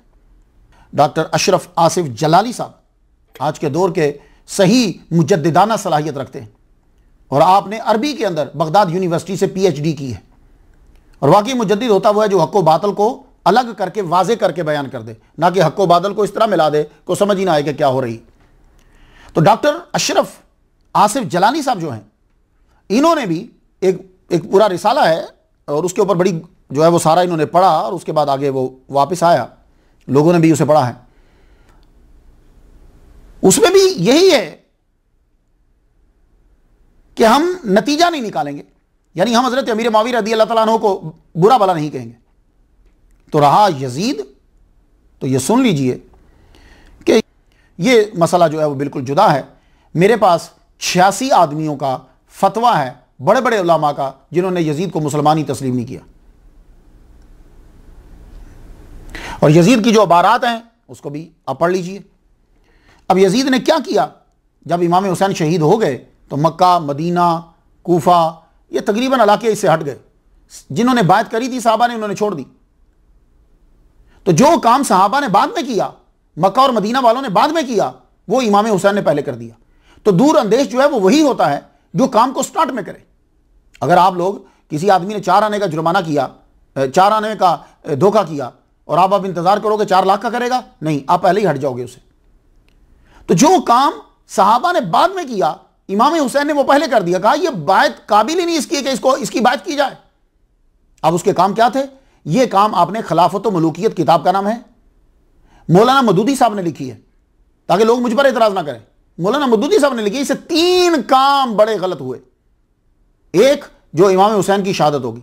दूसरा काम इसने क्या किया कि इसने मदीना पर हमला करवाया। मुस्लिम बिन उकबा को 20,000 का लश्कर देकर मदीना में रवाना कर दिया और कहा कि मदीना तुम्हारे लिए जायज है। क्या मतलब? फौज के लिए जायज करार दिए, जो तुम करना चाहते हो तुम करो। फौज ने 10,000 के करीब अफराद शहीद किए, 1700 सहाबा शहीद किए, 700 हुफाज थे कि जो शहीद कर दिए। मस्जिद नबवी में 3 दिन जो है वो घोड़े बांधे गए, उसके सतूनों के साथ घोड़े बांधे गए। 3 दिन तक वहां अजान नहीं हुई। करो तारीफ। और 3 दिन तक अजान नहीं हुई। अब जब मस्जिद नबवी में घोड़े बांधे गए तो घोड़े क्या करेंगे? और अजान बंद, नमाज बंद। हजरत अबू सईद खुदरी रज़ी अल्लाह तआला अन्हु, तब आप नबीना हो चुके थे, बूढ़े थे। अब मस्जिद में दाखिल हुए तो यजीदी लश्कर पूछता है, कौन है तू? कहा, मैं सहाबी हूं, अबू सईद मेरा नाम है। उन्होंने दाढ़ी पकड़कर खींच खींच के तमाचे उनके मुंह के ऊपर मारे। मदीना शरीफ के अंदर बेहुरमती, औरतों की इज्जतें लूटी गई, सहाबा को कत्ल किया गया। अब लगाओ फतवे अमीरुल मोमिनीन यजीद रज़ी अल्लाह तआला अन्हु। बोलो, चौसठ रोज तक मुहासरा, मक्का का मुहासरा फिर किया गया। मदीने के बाद फिर मक्का की तरफ बढ़े, संगबारी की गई। मक्का मुअज़्ज़मा, खाना काबा का सहन जो है पत्थरों से भर गया। मस्जिद हराम के सतून टूट गए, गिलाफ काबा जो है वो जल गया। हजरत इस्माईल अलैहिस्सलाम के मेंढा जो था उसके कहते हैं सींग वहां थे, वो भी जल गए। लेकिन इसी दौरान जो है वो खबर आ गई कि यजीद मर गया है। शराब बहुत पीता था, मर गया। यजीद मर गया है। इसकी फौज के हौसले पस्त हो गए, शिकस्त खा के ये वापस लौटे। अल्लाह अकबर जल्ला शान। यजीद जब मरा, इमाम हुसैन की दुश्मनी के बदले में क्या सजा मिली? इसकी कब्र के ऊपर लोग रोज जूते मारते थे, जूते मारते थे। फिर उसके बाद इसकी कब्र के ऊपर मुस्तंसर हुसैन तारर ने यह कहा, मेरी एक दफ़ा उसकी मुलाकात उनके साथ एयरपोर्ट पे हुई, कराची जा रहा था मैं। वो लिखते हैं कि उसकी कब्र के ऊपर सीसा पिघलाने वाली भट्टी है, इतना हाई टेम्परेचर होता है, यानी अल्लाह ताला ने यजीद की कब्र के ऊपर ही भट्टी रख दी। लेकिन वो बाद में वो फैक्ट्री तबाह हो गई। अब इसकी कब्र तनहा, आप जाइए नेट पे जाइए, कब्र पड़ी, ना कोई जाता है, ना कोई फातिहा पढ़ता है, ना कोई कुछ। लेकिन इमाम हुसैन रज़ी अल्लाह तआला अन्हु, आपके रोज़ा अतहर पे जाइएगा और देखिएगा, फिर जिसे नीचा करना चाहते थे, जिसका नाम मिटाना चाहते थे, उन्हीं इलाकों में सबसे ज़्यादा उन्हीं का नाम लिया जाता है, और जिनकी बादशाह थी उनका उन इलाकों में नाम ही नहीं है। अल्लाहुम्मा सल्लि अला सय्यदिना मुहम्मदिन व अला आलि मुहम्मदिन कमा सल्लैता अला इब्राहीम व अला आलि इब्राहीम इन्नका हमीदुम मजीद। शास्त हुसैन, बादशाह हुसैन। इमाम हुसैन शाह हैं, बादशाह हैं। दी अस्त हुसैन, दी पनाह अस्त हुसैन। दीन को पनाह आपने दी, आप ही दीन हैं। सरदाद, सर दे दिया, ना दाद दस्त, हाथ नहीं दिया। दर दस्ते यजीद, यजीद के हाथ में। हक्का के बिना ला इलाहा अस्त हुसैन। हक बात तो ये है कि इमाम हुसैन ही बिना है कलिमाए तौहीद की। अल्लाह ताला हमारी हाज़िरी कबूल करे। इजाज़त दीजिए। व आखिरु दावाना अल्हम्दुलिल्लाहि रब्बिल आलमीन।